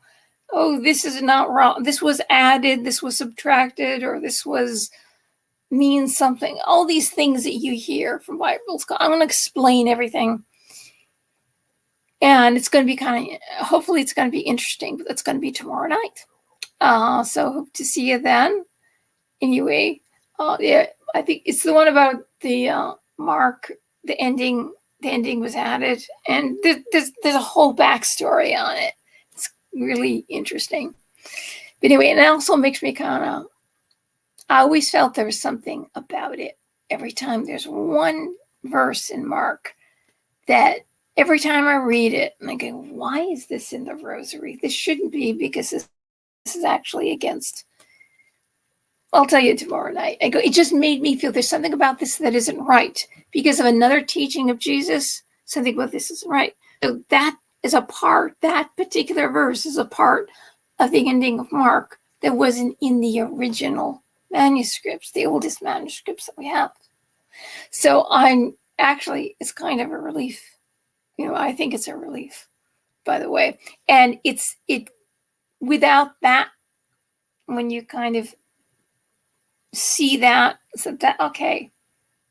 And I'll tell you why they added that ending and where it came from also. So, but the teaching, Christ's teaching, is just the end all be all. And the two of them are polar opposites. One of Jesus' own teaching is completely the opposite of this verse in the longer ending of Mark. Completely, it's like, all right, either Jesus is schizophrenic, something's wrong here, but the Jesus' teaching is so divine and it's just beyond human thought. This is God. You say, this is truly God. this, this is where you say, yes, this, I believe this comes from God. That's Jesus' teaching. Anyway, I'll see you tomorrow night. And if I don't see you, you can watch it on rerun. And hopefully I'm going to promise to try to make that really, really short. But anyway, God bless you. Thank you for joining me. Thank you, Spirit Sama. Thank you, John Harrison, Black Samurai, everybody, and Deflating Atheism, and everybody who showed up to say hello. Just want to make sure I get everybody. And that peace, also known as Silas. And we'll go all the way to the beginning to see if there is somebody else's that I missed. And I'll say good night and thank you to them, even though they're probably already gone now, I'm sure. Okay. Nobody else. Okay. At least in the chat section. Anyway, God bless you. I love you. And remember, you're valuable despite what you hear every day. The closer we are to God, the more we embody God. Even if they take all the Bibles away. Remember, if they take all the Bibles away, you say, well, I can't hear Scripture. What is Scripture? And then somebody says, oh, well, actually, it said this and that. We'll say to ourselves, we don't trust them. How do we trust them? Are we sure? But if we hold God within us, if we become one with God, sacrificing everything we do to everything that we do is given to them. I do this for you, Lord. I do this to attain you. Then God is talking to us continuously. He's in our hearts. We feel him. We feel his love. So no matter what, if they take the churches and the Bible and everything away, we have him. We can feel him. And that can never be taken away. And then we return to him, one day. So there you go. That's why I'm teaching this. That's why I insist on this. There's a reason, because I'm looking down the road at possibilities, because we did see Soviet Russia and what they did, and the other communist countries and what they did. And this is the only way we keep our God, is we keep him in here, Okay, and I see a new comment, so indeed, and I love, thank you. My heart to you too. Good night, Spirit Sama. God bless you. Oh, right. See you soon. All right. I didn't mean for this. I was going to make this short because I don't have many hours left on StreamYard. And you have to pay more. Ooh. Hope you learned a lot. God bless you. See you tomorrow. Bye-bye.